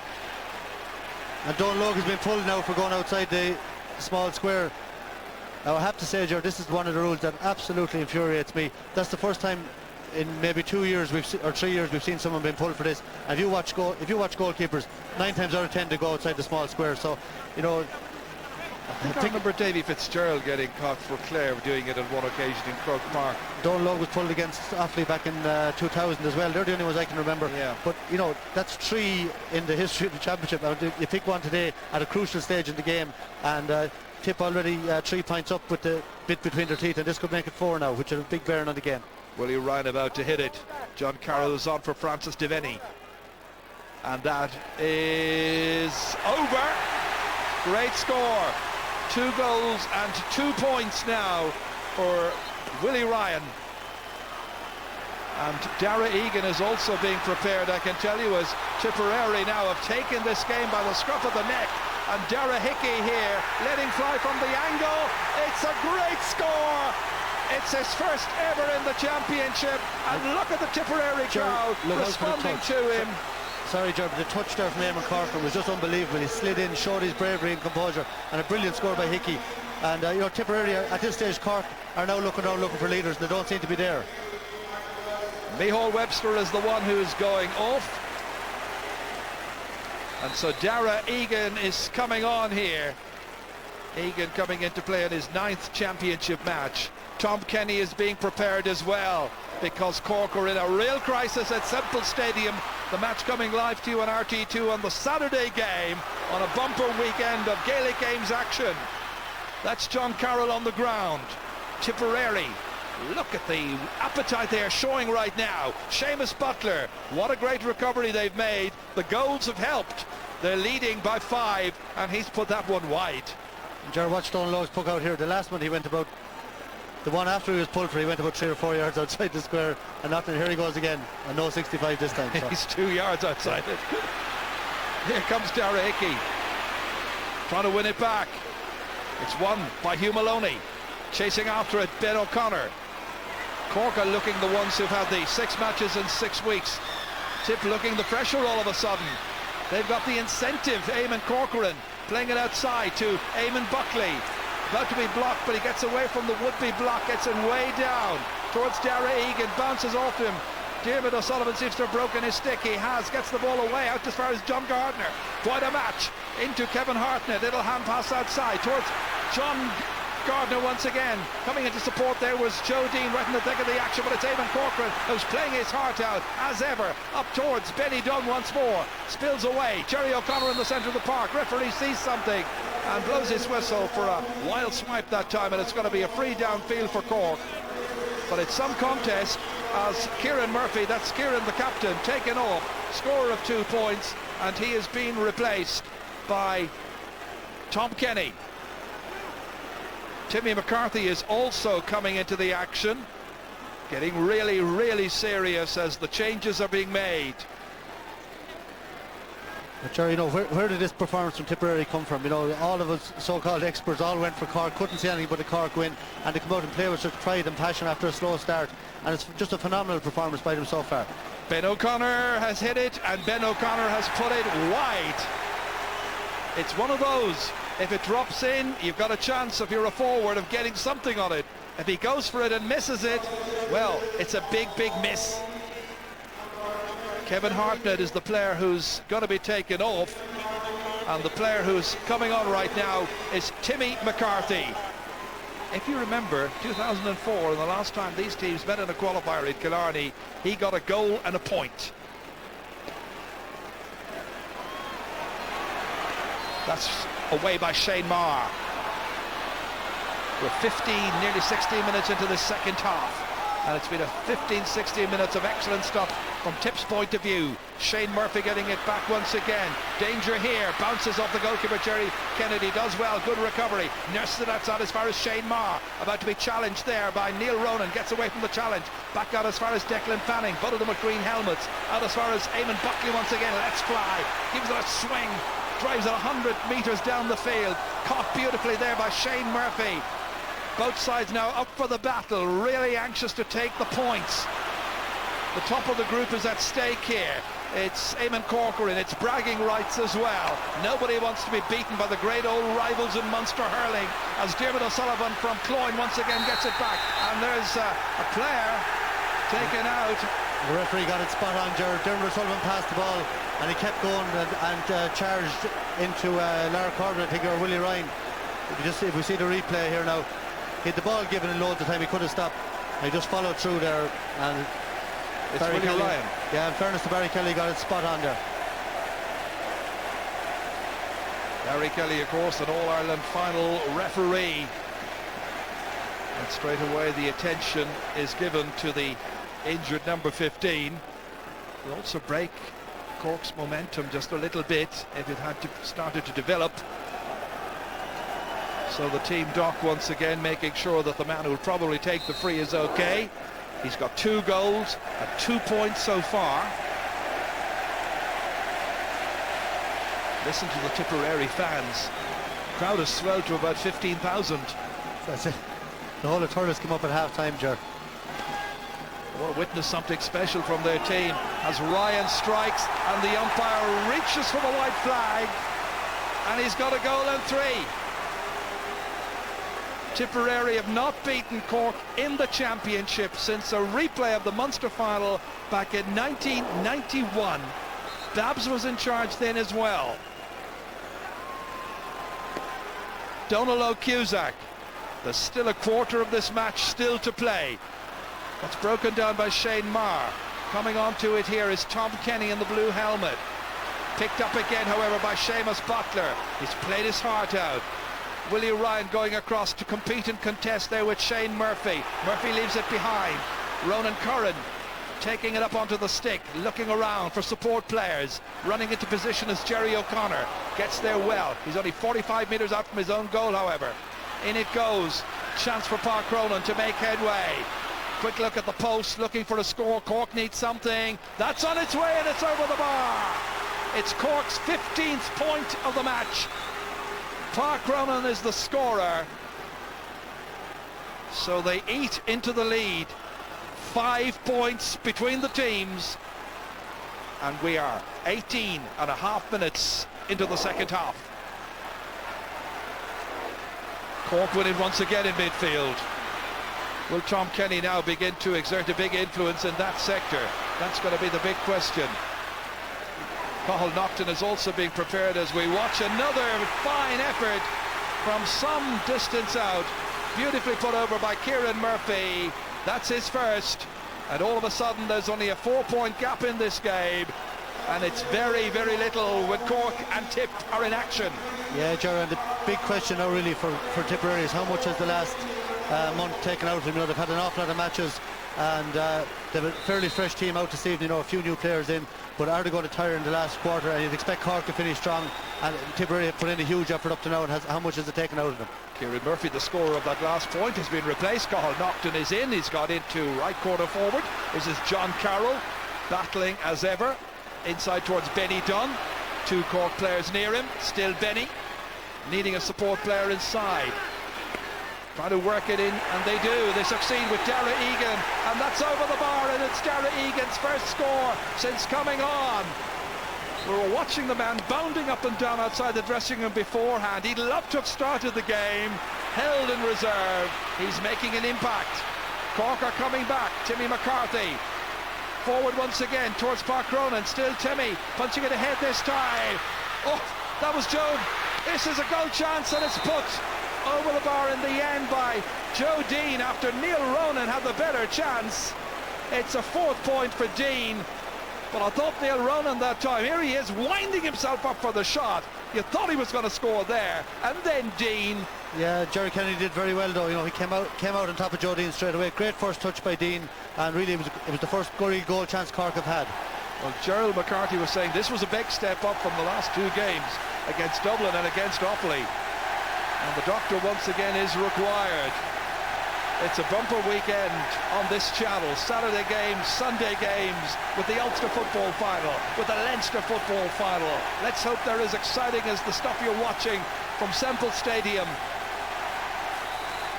And Ger, there's some atmosphere down there now. There's not a huge crowd here. I think people stayed away expecting Cork to win this game easily, but there's an absolutely brilliant atmosphere now with both sets of supporters getting behind their teams. Jerry Kennedy pucking it out. Tip leading by 4. Again, Cork trying to win primary possession, succeeding on this occasion. Timmy McCarthy. Oh, he'd love to have been in there from the very, very start. Probably wondering about his place in the team this year. That's forward by Seamus Butler. Contested and competed for in there between Benny Dunn and Ronan Curran. One in the end by Sean O'Halpine. Flick around. Going for the shot himself. And it drops short. Wasted opportunity. A really big wasted opportunity as Tipperary are warming up another one of their subs, Shane McGrath.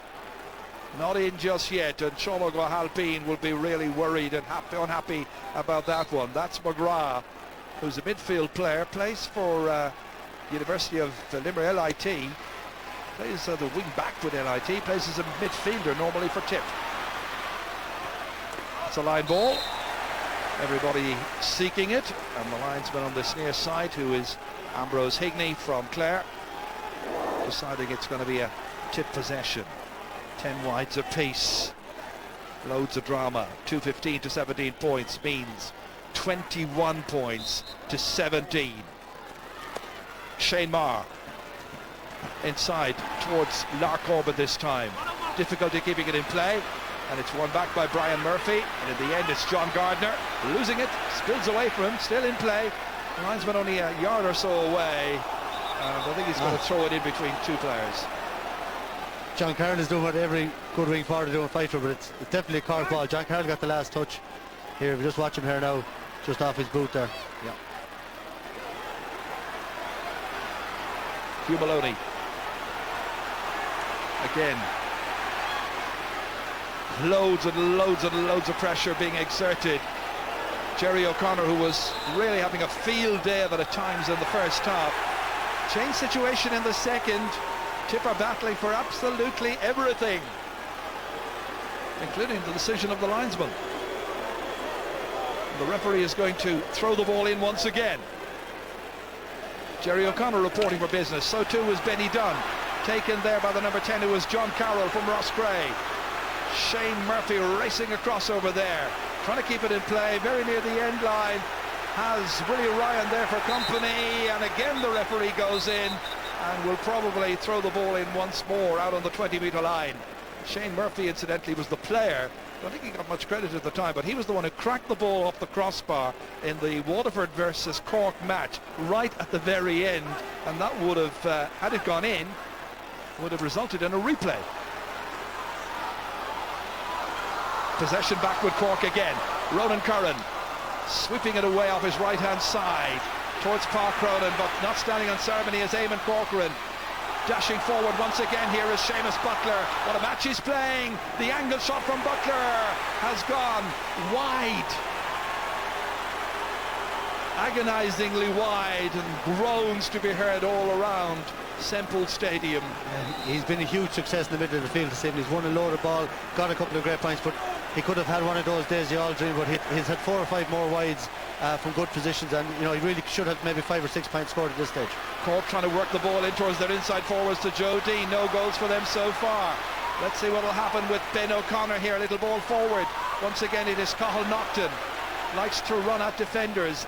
Closed down initially, back to Dean, but he's 45 metres out, goes for it, lobs it in, dangerous ball, oh, it's in the back of the net! A wonderful goal, and Cork are right back into it again. After that ball was lobbed in there dangerously, watch. This was a huge one in. And the vital touch, Neil Ronan, I think, maybe the one who got it. Neil Ronan, Jerry, you know, a harmless looking ball into the square, and it's amazing in hurling. You know, if you don't get the ball in around the square, and we've criticised Cork in the past for maybe too much passing, but a high ball in, a harmless ball from Joe Dean going for a point, and Neil Ronan just swung one-handed and past Jerry Kennedy. Very hard for the goalie to save that one, but just showed a little bit of direct hurling from time to time is no harm. Well, Neil Ronan waited 22 championship matches to get his first goal, got it in the 23rd, and now in the 24th he's got a second. They're like the buses. More importantly, there's only one between them, and 10 minutes to go. Terrific match. Back in the centre of the park once again. Shane Murphy with the help there of Sean O'Halpine, but only as far as Conor O'Mahony from Newport, letting it fly. The umpires have a right good look, and he's put it wide. Big miss by Conor O'Mahony, who was still waiting to get his first ever championship score. Donald O'Cusack pucks it out. Possession so vital. Down towards Park Cronin, keeping it down there. Nipping in to take it. The new man in, Shane McGrath, with the yellow helmet. And that's very near the sideline. The linesman over there has got the flag raised. So it's possession for Cork. Chance to apply the pressure once again on the Tipperary backline. Remember, at one stage it was 8 points to 3 in favour of Cork, but that was a long, long time ago. O'Halpine from the Piershig in Cork ready to take it. It's a huge one. It's a monster. It's going towards the right. It's gone wide. And Tip are still leading by 1 point. We've played 27 minutes of the second half. Thrilling game at Semple Stadium. Jerry Kennedy ready with the puck out. Both sides have dipped very deep into their reservoir of talent for subs in the second half. Benny Dunn playing it forward cleverly once again here. They tried to win it with Dara Egan, and Dara Egan this time deemed to have been pushing and dragging Diarmuid O'Sullivan down. Two big, strong, competitive players, well matched. Yeah, but in fairness to Diarmuid O'Sullivan's had an outstanding game tonight. You know, he's really dealt with everything that's come inside. And he showed his hurling brain there by switching goal side when he looked to be maybe going to lose the rest of that ball. By the way, if it ends in a draw here, it'll be Cork who will top the group because of a superior scoring average. They're about 20 points ahead of Tipperary from the opening 2 matches in the group. So Tip have to win. Their reward will then be a quarter-final against Wexford, deemed, I stress, to be the weaker of the 2 opponents, the other being Waterford, of course, who won the Munster final recently in thrilling fashion. Conor O'Mahony gets the ball away for Tipperary, trying to hold on to their lead. Batted back again by Shane Murphy. Towards a Cork player who's waiting for it. That was Tom Kenny. It's won back by John Carroll. Shane McGrath playing it forward towards Dara Egan, trying to steal a march once again on Diarmuid O'Sullivan, trying to get the ball inside there, holding it up, looking for a support player, not at least carelessly giving it away, but in the end he's given it to John Gardner, who links up with his goalkeeper Donald O'Cusack. Back once again, but coming to meet it is Shane Marr. Should be his. 45 metres out from the Cork goal. Makes inroads. Wonderful inroads. Marr going forward. Has a support player outside it. Almost overhit it there as far as Hugh Maloney. Playing it back Tip trying to cleverly hold possession, failed to do so. It's Ronan Curran who sweeps it back down. Cork come looking for an equalising score. That's a bad ball away. Comes instead to Alan Byrne, one of the debut players in the championship this evening for Tipperary. Bad ball again. A lot of mistakes being made right now. John Gardner back once more. Cork looking for an equaliser. Up towards Joe Dean. Play runs on towards Cathal Naughton, the player who will run at defences. Has a go, looking for an equaliser. That will it be? No, it won't. Oh, the umpires kept us tantalisingly waiting for a moment, and Cathal Naughton went to the referee. He's convinced it was over. From this angle here, just couldn't make out ourselves, and the two managers all a bit nonplussed about it. Yeah, it's really breaking up now, There's so much room out there. And the likes of Cathal Naughton, you'd expect him to be taking on his man in that position, heading for the goals and using his pace. It's all about the next 5 minutes. Shane McGrath, Timmy McCarthy, winning it back again, trying to give Clever a ball inside. Dropped there by Buckley. Coming in is Neil Ronan, trying to help out there the fullback Declan Fanning. There as well as Buckley. Also Ronan trying to steal a march, but in the end it's Alan Byrne who takes it away, the Shannon Rovers player. Under 21 fullback last year when Tipperary were beaten by Kilkenny after a replay in the under 21 final. That's a referee's whistle and a free to Tipperary, and a relieving free at that, as Eamon Corcoran goes down onto his hands and his knees, and he'll be glad of the breather. Tip hold on to their perilous 1-point lead in dramatic fashion. What a game Eamon Corcoran has had, you know. Fantastic. Pat Cronin got a point or two early on, but Corcoran has really been the one who's driven on Tipperary in the second half. It's been absolutely outstanding.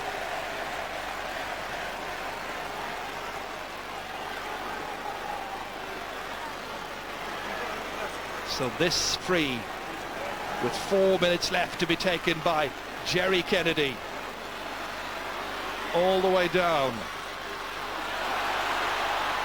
Still they try to press home their advantage through Lark Corbett. Cork trying to steal a march. Once again it is Ben O'Connor, pursued by Tipperary players, going like greyhounds after the Cork men. Here comes Naughton, chased after by Alan Byrne. In steps Declan Fanning, and the referee sees it shot. Free to Tipperary. A little bit of indiscipline being penalised by the match official. Some contest. Remember, the next stage will be the All-Ireland quarterfinals starting next Sunday. Timmy McCarthy will be wondering, will he be in there in that starting lineup? But it's a strong Cork panel, it's a strong Tip panel as well.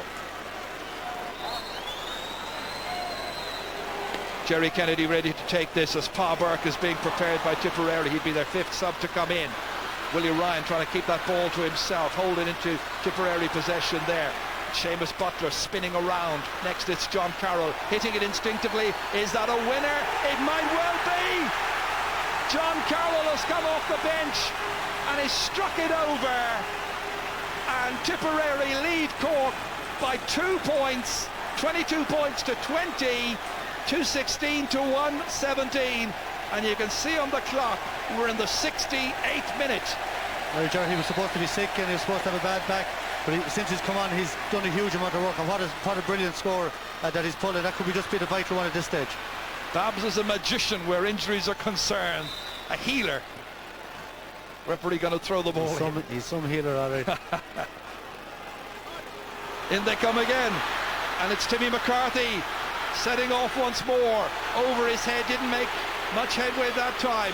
He's got vital goals in the past against Tip at under 21 and senior level, but this time they're not going to be denied, and this time it is Shane McGrath from Ballynahinch, North Tipperary, gets it down there towards Egan. Defended very well. Back with Ronan Curran. Cork now looking for a goal to win this match. They have it with Ben O'Connor. That's possession on as far as John Gardner. John Gardner still going forward, pursued by three Tipperary players. In the end he is taken down. Free to Cork. This to close the gap to a solitary point. This is Gardner's run, and the outstretched hand there of Shane Marr, the one that finally managed to ground him. The free entrusted to Joe Dean, and has got 4 points so far, 3 of them from frees, 1 from play. There's a black card for Shane Marr. this to make it a 1 point difference. That's straight over the bar. So changes are going to be made, and Willie Ryan is going to be taken off the Tipperary team, and Pa Burke is going to come on. Pa Burke, the 19-year-old, one of the minor stars from last year, Tipperary minor champions 2006. Yeah, Willie Ryan has done his job. 2 goals, 3 points. Yeah, 2 goals and 3 points, and you know, really had a great game there for Tipperary tonight. Just bringing in, Tipperary have used their panel very, very well.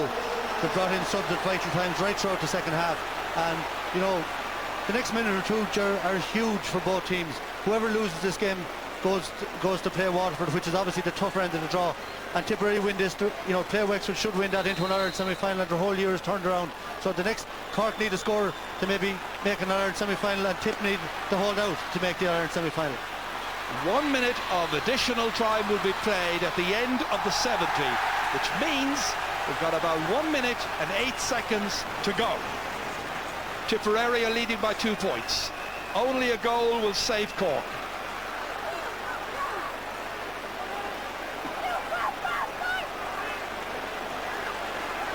And Tip in no particular hurry, and it's Eamon Corcoran who's coming up to take it.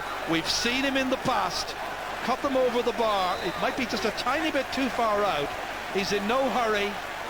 We're 20 seconds into stoppage time, and Tipper leading by 2 points. This time he goes short towards Benny Dunn, but it bounces away unkindly off his stick, and it's taken up by Park Cronin towards Timmy McCarthy. Didn't make much headway. Back there is Lar Corbett. He's had a great match. Corbett letting fly, going to the right hand side of the goal, and 42 seconds is gone, and the goalkeeper was taking it very, very quickly. Hit it straight off Dermot O'Sullivan, and Dara Egan have to take it again. 2:16 for Bab's team, 1:18 for Gerald McCarthy's Cork. Donald Cusack, it's the third match in Group 1B of the qualifiers. And once again it's Lar Corbett, 3 points so far, chased after by Sean O'Halpine. That's his shot, and it's taken in well by Donald O'Cusack. How much time is left? Out it comes via Shane Murphy for Cork. 2 behind. Everybody urging everybody else on. Tip there in numbers. Cathal Naughton trying to race forward. Stopped by Declan Fanning. We're 1 minute and 25 seconds into stoppage time. Can't be much time left now. Near the end line. Still they play. Still they try to get it forward. Still Tip deny them. Still they try to take it forward here. This time it's Shane Marr running into trouble. Ben O'Connor is the name of that trouble. Tips say, when's the whistle gonna go? Everybody says, when's the whistle gonna go? The referee hasn't yet officially blown for time. On the sideline they're coming in. They're ready. 2:16 to 1:18. And there's a little bit of confusion because Tip are convinced the match should be over at this stage, but it always is indicated that it's up to the referee, and it's going to be at least 1 minute of injury time. That's what they always say. Yeah. Well, Ben O'Connor's going to get a chance now from the line ball. They're a point down. See him looking for a new ball now from the sideline, a fresh ball, an old Cork tactic. It's an old Cork tactic. I can tell you it was an old Tip Cork tactic as well if you go back into the early 70s. I know you don't.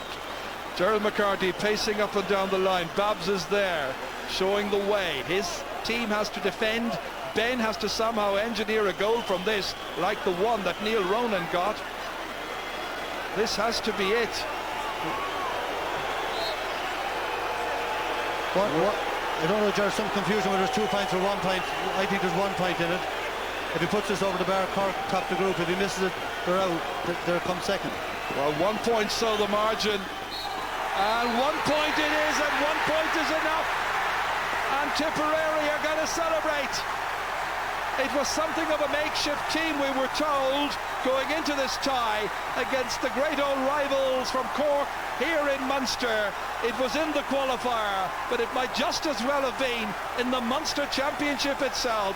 It's victory for Babs Keating's team. How he's pleased, how he must be absolutely delighted.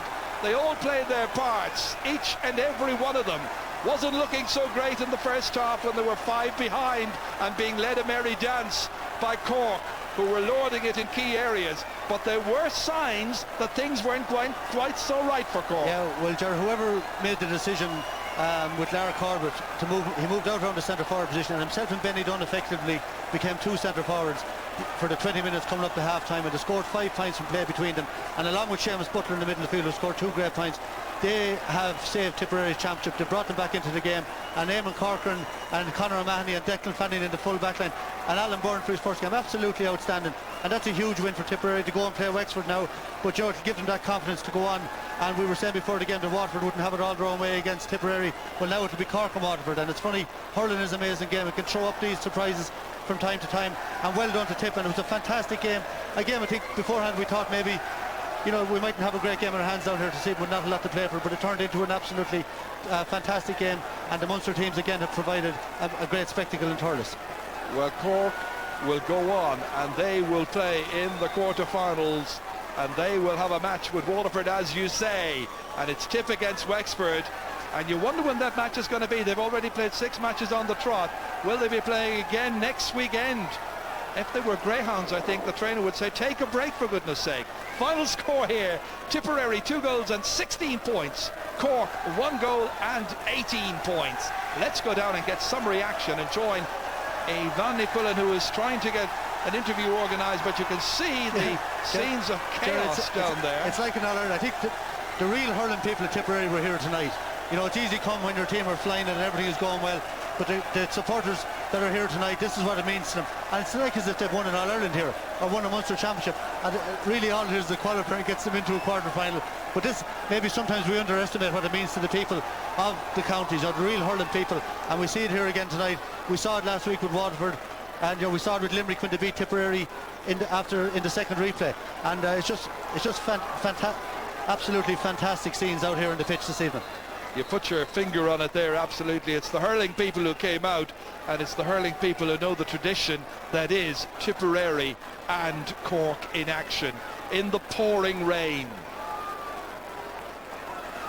Absolutely wretched conditions right now, but some match, and hope you've enjoyed it. Back to Michael. Oh, some match indeed, Ger. We certainly did enjoy it, there's no doubt about that, and the Tip supporters, they won't feel the rain down there. As the lads have been saying there, it looked like a Munster final win for Tipperary. It just showed you exactly what this meant to the Tip people. Anthony Daly, Donald O'Grady with me here in studio. Donald, we have to get a Cork point of view first of all. We thought early on in the game you were going to win it. Turned out to be a very good second half, great second half in fact, and well done to Tip. Oh, extremely well done to Tip, Michael, and the simple fact of the matter was that when Tip showed their commitment and their determination, Cork couldn't answer it until the last 10 minutes when it was a bit too late, and you know, the goal that Tip got, you know, that was the difference. But really, I mean, from the word go around the midfield, Benny Dunn, Eamon Corcoran, Lara Corbett up in front, they put the pressure on Cork, and Cork weren't able to deal with it, and it was as simple as that, and you couldn't begrudge Tip the win. They were full merit for it. No, I know there was only a point in it in the end, in a game like that can swing either way, but were you disappointed with Cork tonight? Well, you couldn't say that you were disappointed, Michael, because I mean the thing is that they just weren't up to it. It's as simple as that. Tipperary deserved to win it. The team that gets the most scores deserves to win. But I think Cork suffered a little bit from, you know, that happens in games. You go out and you're coasting, but you feel, hey, the game's going to go on like this. We're going to win by a quicker score, and they hadn't got it. Bit of complacency, maybe a bit of overconfidence. You know, all the week was the talk of like, how much were we going to win by? How much were Cork going to win by? And you know, straight through to the semi-final game against Wexford, whatever else, and you know, once that seeps in, it's very hard to dispel that. You know, the bottom line is, at the end of all this, Anthony, the two teams are still into the quarter-final. There are no easy matches in the quarter-final. I mean, one might be slightly more difficult than the other. There are no easy matches, but the significance of the win for Tip, I suspect, will bring them on a lot. Absolutely, Michael, and we all saw the pictures in the paper a few weeks ago that Bean, as I like calling him, attacking Babs after the match against Limerick. I mean, the match against Limerick, those matches took on a life of their own. You took a chance on changes if they didn't go your way. You know, he dropped his keeper, brought in Jerry Kennedy. You saw the save Jerry Kennedy made from Joe Dean there in the second half. I'm kind of delighted for Babs tonight in one way that, you know, he's taken a lot of pressure. He put his neck on the line coming back in the first place last year, and it's a huge win for them now. I mean, they've Wexford to come, they've Owen Kelly probably coming back to full fitness. Their whole spirit will be lifted by that tonight, and it's a match. We saw the reaction of the supporters. There wasn't too many Tip supporters there, mind you. I'd say there was a lot of stay away ones. Michael made a great comment about the crowd coming from Thurles up the town, hoping they saw the chance at half time. But no, it's a fantastic win for them, and you know, Donald made the point. It's very hard to turn it on at half time, Michael. But they saw the danger at half time, Cork. But it's very hard to up it for the second 35 minutes. And even I think after Neil Ronan's goal, great goal, I think they felt, here we go again, we've pulled these ones out of the fire before. And there was a lull in for about 10 minutes which suited Tip at that stage. And Tip kind of got a grip of it again. And a massive score from John Carroll then over his shoulder to kind of seal it really at the end. I know Ben O'Connor had the chance from the sideline, but that'd be a bit like, I mean, it's a 10% chance, I suppose, out of 100 the sideline score from that distance. It was a disappointing result for Cork, Donald. I suspect it wasn't a great result for Waterford either. Well, you know, Waterford are, you know, they're crown Munster champions and fully deserve to be Munster champions, but I feel that the way Waterford are adopting a very mature attitude, I think, to the whole of the games. They don't mind who they're going to play. They've beaten Cork already, and that was a crazy game that day, so many goals. They won't mind meeting Cork again, especially when they've had a little bit of a gap, and they'll still remain as second favourites of the All-Ireland. Donald, let's hear what the Tip manager, Babs Keating, has to say about it all. He's talking to Evander Quillen. Thanks very much, Michael. Babs Keating, it's taken 16 long years to beat Cork in the championship. You were there then, you're here now. That was a massive display of pride in the jersey. Yeah, Yvonne, it was. Like, you know, we're talking about the game of hurling. At my stage in life, we have so many people talking like that the game of hurling is dead. But we've experienced between playing Limerick 3 times, playing Offaly, our game against Dublin wasn't a contest as such. And out there, that's as good as we've ever seen, Yvonne. Like, and it's the game of hurling that's at stake, and we're going to be a part of it. And the Tipperary people that are in charge of hurling, with Tom Barry, John Lahey, myself, the county board, the minor selectors, the under-21 selectors, that's what we're about. And we've plenty of begrudgers like that's knocking us, Yvonne. But like the young lads in there, they have died for that jersey since last November. We've been, you know, a bit unlucky. But like, while we get those performances and that commitment to Tipperary, like you see the crowd, like you know, you don't fool Tipperary public. Don't think anybody would begrudge you that win either, though. 6 matches in 6 weeks, and the boys put on the jersey today, and they went out there and they put up a massive performance against Cork, and that's a big win as well. You hear the Shlíomh Mon going on in the stadium already. The pride is there. Everybody's happy. Today was great, and the atmosphere was in the place, Yvonne. But like, at the end of the day, we won nothing. You know what I mean? We brought home no cup. We have an outstanding sponsor. We want to get his name on a bit of silver this year. Now all that's left us is the All-Ireland. And like, we're going to keep doing what we're doing. We're going to keep that commitment. And hopefully we'll deal with the All-Ireland quarter-final now on the way. Will you be a force to be reckoned with, surely? Babs Keating, thanks very much indeed for joining us. Thanks, Yvonne. Back to you, Michael.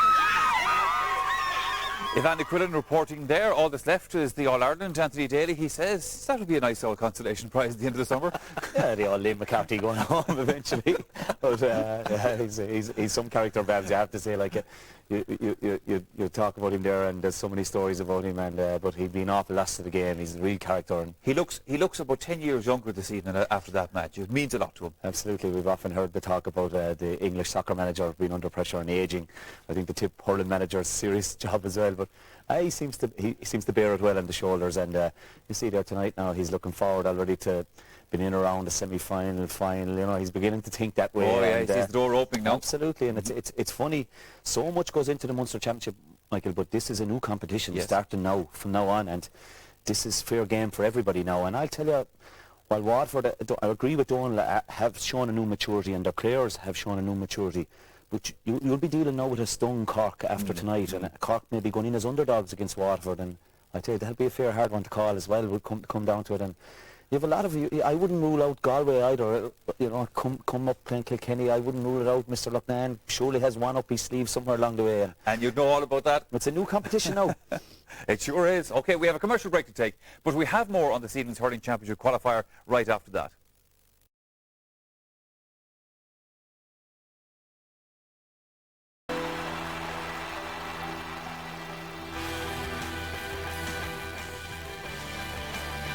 And you're welcome back again to the Saturday Game Live in this evening's Group 1B Hurling Championship qualifier at Semple Stadium. Tipperary have defeated Cork by 216 to 118. That's the 1-point win then for Tip. They top the group. That means they meet Wexford in the All-Ireland quarter-finals. That's a check on all the stats from the match for you. Down at the end, just 3 yellow cards, good sporting contest, and pretty much similar number of wides. Otherwise, well, obviously with the scoreline, it was tit for tat all the way.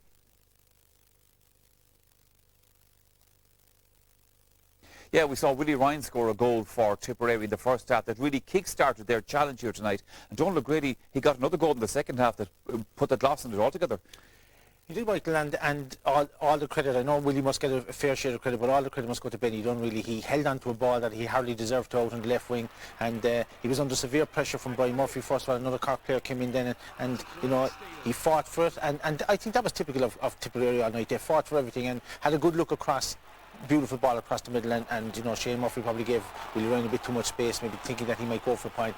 And once he got through, this fella's a very good finisher, and down low, might have been a touch off for Hurley there, like down low, difficult to stop, and great goal for Tip, and they set them on the way. And you know, when you see that this fella isn't even a regular with Tipperary, like, yeah. great goal. Went for it. Once he went inside, he had only one thing in his mind, kept going, right, and looked at the corner, had a good look, banged down nice there to hit it down to avoid a tackle. Excellent goal. But as I said, he's been doing that with Tommy Vara for a long time, and you know, an excellent score taker. He has, as you said, not a regular on the team, got 2 goals tonight. Eamon Corcoran is a regular on the Tip team. He's so important to them. Monstrous again tonight. He's our man of the match. He's with Ivan. Thanks very much, Michael. Well, all that remains for me to do is hand over the beautiful piece of crystal. Eamon Corcoran, congratulations to the RTE Saturday game man of the match. Well done. Man of the match and man of the moment. Tell me, is it a happy dressing room in there? Yeah, I suppose, but we know we have to keep our feet on the ground. We've a match against Wexford next weekend, and we've spoken to the dressing room there now, and the most important thing is get to the ice baths tonight, get to the training field there and wind and recover. And we know Wexford probably didn't perform against Kilkenny there in the Leinster final, and they're going to be biting at the bit to get a shot at us next week. So I think there's nothing won yet, and we've kept the heads on the ground, and you know, we'll drive on from here, you know. Well, that performance, especially given the 6 matches in 6 weeks, will give you an awful lot of confidence as well going into the quarterfinals, I'm sure. Yeah, I suppose after the Limerick game we were disappointed, but we're gradually improving every game. I suppose nothing beats matches. You can be on the training field every night of the week, but the more matches you play, I suppose the more confidence you get, and we're beginning to play as a unit. I think tonight showed, but we played a few subs there tonight, and Alan Byrne, a few lads, they hurled out with their skins, you know, so it shows the strength of the panel at the moment. What does it mean to Tipperary so to have beaten Cork? Yeah, I suppose at the end of the day it's great to beat Cork. They're all rivals, but we have to keep our heads on the ground. We've won nothing yet, you know. It'd be nice to beat them in the All-Ireland final and get that far, but we take just every game at a time, you know. Well, congratulations, and congratulations again on the award, Eamon. Thanks very much. Back to you, Michael. Yeah, congratulations indeed to Eamon Corcoran. With fellas like that on the side, you always have a chance, don't you? Let's just look at some of the other scores. We saw Willie Ryan's goal there, Anthony, before we talked to Eamon, but they got a couple of other scores after that. Tip did that were inspirational stuff that really kind of showed we're up for this tonight. Yeah, I think you see this is a point from Hugh Maloney here, but I mean, I think Cork led to their own downfall here, overdoing the mess. You know, that ball should have gone across maybe to the far corner. The Tip lads burst onto it. Hugh Maloney takes possession, great score. I think maybe the man alongside me here established the possession game, and it's the proper way to play it maybe when it's done properly, but tonight Cork didn't establish it at any stage. And again we see a great score here from the new man, young Hickey, Dara Hickey. Great work by Eamon Corcoran, got a vital flick on there when the ball seemed to be getting away from him onto and shows the confidence in him. You know, Mark and Sean Ogo helping, he didn't acquit himself too badly. You wouldn't say he did great, but he did okay for his first day out, and he contributed, you know. You'd have to say, Donald, you know, Eamon Corcoran was making the point, and Babs was earlier on about some of the lads the Tip had to throw into the side tonight. They did very well. They did, and it's a major plus for Tipperary going in. And you know, Babs isn't going to say it, but he'll be very happy. They'll have Wexford next weekend. Now Wexford might feel, hey, we've got the best of a bad lot. They are the best of a good lot. They wouldn't like to face Cork, so they might feel. But you know, Babs will be happy. Great chance of getting into the semi-final. And you know, Anthony was making the point there about the points. Seamus Butler went through 3 or 4 times and missed. You know, he got good ones in the first half, missed a couple. It could have been a bit more, you know. So I mean, the Tip will be cock a hoop after this. They have 3 or 4 good players to come back into it, you know. So they'll see, hey, we're in the semi-final anyway. Cork did kick back. We got a goal from Neil Ronan that put Cork right back in the picture again. Yeah, it was. You'd have to say it was a goal out of nothing, really, Michael. You know, a kind of a high ball in, you know, Hail Mary kind of a ball, right, and Neil, in fairness, kept his eye on it, right. You'll see it coming back in here now eventually from Joe, right, edge of the square. Just a Hail Mary ball like that, and 2 or 3 players went in under it, and Neil kept his eye on it, and a good flick to the net, and it brought Cork back into it. But if Cork were going to win the match from there, they were going to have to drive on, and they didn't really tip steady the ship, and they kept things going. You know, watch it again there now. Just Neil kept his eye on it, bang, good goal into the corner. Could have been a great winner, so to speak, but been very hard on Tip. But you know, they didn't drive on from there, and Tip came back, and John Carroll got a great score, and they held it like, and they fully deserved the win. Let's be honest. Winning breeds confidence in a team. Losing a match like that doesn't make you a bad team, but it puts a few doubts in your head. It does, Michael, and obviously the Cork management will be going home tonight and they'll be saying, look, we seem to dominate when we wanted to dominate, yet we couldn't seem to sustain it, and they'll have to worry about that. But I think in some ways tonight maybe that Babs and Johnny Leahy and Tom Barry sort of won the mind battles. I think there was a sort of an ambush effect about tonight in that, they named their team. He probably hadn't any notion of starting Kelly or Carroll, starting new lads. The word would filter through to the Cork dressing room. They probably felt confident anyway. Next thing they hear, Kelly's not on. Who's going to score from? And it sort of, but Tip were really up for it then at the same time, and sort of Cork cruised at the start, and then once Tip hit them for that early goal and got into the game, Cork weren't able to lift it quite enough. But the funny thing about hurling games is, Michael, and you can talk all day about it, we saw 72 or 3 minutes of hectic action there, and it's a 1-point game at the end, and the umpire blows down low Cusack, or calls down low Cusack for coming too far out of his square, which he probably did all night. He calls him for it once. Tip scored a 65, they win by a point. It just goes to show, I don't know about the rule. Your thoughts on that, Donald? Well, I mean, it is, Michael, you either pull up for those all night long, or it's kind of peculiar to pull one. Normally what happens, I think, the way the referees do, it is a rule, so you can't cricket it, right? Fair but enough, the thing is that normally what happens is the umpire or the referee go to the keeper first of all and tell him, if you go outside the square, we'll normally give you one warning, and after that we'll blow. So, but from the look of Cusack's face there, I'd say he was mesmerised by it. But as Anthony said, he went out for the next 3 or 4 then. But maybe he felt, look, I got caught for one and that's it. But if it's a rule, it should be implemented, and if it's not a rule, and if it's not being implemented, then forget about it. Yeah, we had a couple of other games obviously on today in the qualifiers as well, Anthony. Galway beating Antrim. Handy enough, I suppose, in the end. Antrim were in it earlier on. Damien Hayes, Kevin Broderick got 2 goals for Galway there. Then Antrim had a man sent off for what I gathered was a rough challenge on Ger Mahan. So the win is expected for Galway there at home. Yeah, that's right, Mike. I think Antrim played with the breeze, and yourself and Salt Hill, there can be a very fair breeze, and they seemed to start well. They got a goal and a couple of points to no score early on, but then once they were level at half-time down to 14 men, Galway were always going to drive on. And I honestly think Galway is a very dangerous game for Kilkenny, because if you look at it, like Ger McMahon said right at the start, that he wanted to pit himself against the likes of Brian Cody. That was one of the reasons he came back into management. And we're told Cody was at the match tonight, having a look as well. And again, like as I said, like Cork are a stung team now, and they're very dangerous. I also think Galway are very badly stung, and those players have a great pedigree. And speaking of a stung team in Cork, I'm sure Ger McCarthy wasn't too happy with the way that worked out. Let's hear what Gerard's view is. He's talking to Ivan. Thanks very much, Michael. Gerald McCarthy, another competitive match. No love ever lost between Tipperary and Cork when they meet. Is that a match you felt you could have won? Sorry, Evan, I didn't get that there. Sorry, I didn't get the last one. The helicopters are going overhead. Very little in it in the end, Gerald, but is that a match that you felt you could have won? Yes, we got a very good start. I think we were 5 points up in about 8 minutes, and it was a great start, and we were hurling very, very well at the time. But I think, Tipperary walked their way back into the game. They walked the hard way. We maybe possibly took our foot off the pedal a little bit. I'm not quite sure, but once Tipperary got their way back into the game, they certainly improved, and I think we created a little bit of a monster for ourselves for the rest of the game, because they were really very, very good for the rest of the first half in particular, and they held on well in the second half too. Would it be fair to say that they showed a little bit more hunger in the second half?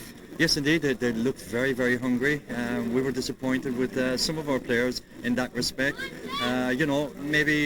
Maybe the fact that we had those previous 2 games and won them easy didn't really stand to us in a tough, hard game like this was.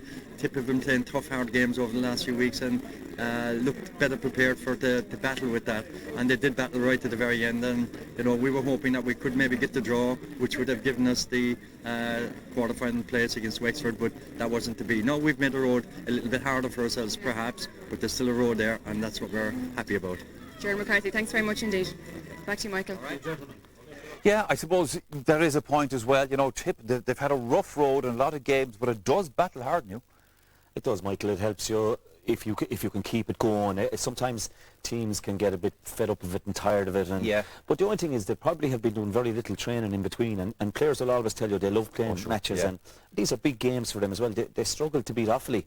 They got a handy enough win maybe against Dublin, but then they were really up for this one tonight. They saw this one as a chance of turning around their season, and they battled for every ball, and they got the result at the end of it. Yeah. Let's look at those quarter-final pairings now, with the scene that they've all been sorted out at this stage, Donald O'Grady. Fixtures not nailed to the ground just yet in terms of venues, I should say.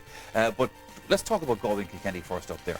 Well, the first one, Galway and Kilkenny, is the one Galway probably didn't want, and Kilkenny will probably want that game in Thurles because they've been, superior to Galway in Thurles, whereas Galway have always reserved their best games for Croke Park. Yeah, so that's where they wanted. That's where they wanted. So, Limerick and Clare, local derby. Limerick have had a tougher passage, and they'll be battle hard and coming into. But Clare won't be worried about playing Limerick. That one will go anywhere. Well, it has all the local rivalry dimension, Anthony, as you know very well. That's right, there'll be a good build-up to that one, whether it's next week or the week after in Shannon and places like that, anyway, Michael. But Clare, as Don said, Clare won't fear Limerick. Limerick will probably have huge support and they'll probably retain, but can Limerick keep the whole intensity going as well, and how much will losing the Munster final take out of them? And Clare have had a nice run, and that was a big win last Saturday night, and they did what they had to do this evening. They weren't that impressive, I believe, but they got it out of the way going up to Portlaoise after being on a high the previous Saturday night. So I think Clare have a good chance in that. It's a 50-50 game. It is a 50-50, and those kind of matches have their own dimension to it, and there's such keen rivalry between two counties. They have, Michael, and you see, the problem with Limerick is that Limerick have to do it all again now. They've won nothing, and to get further, they have to beat Clare. And I mean, the thing is, if this was a first-round Munster Championship match, who would you be going for? So, it's nip and tuck again, and Tip going against Wexford, and you'll have to favour Tip there.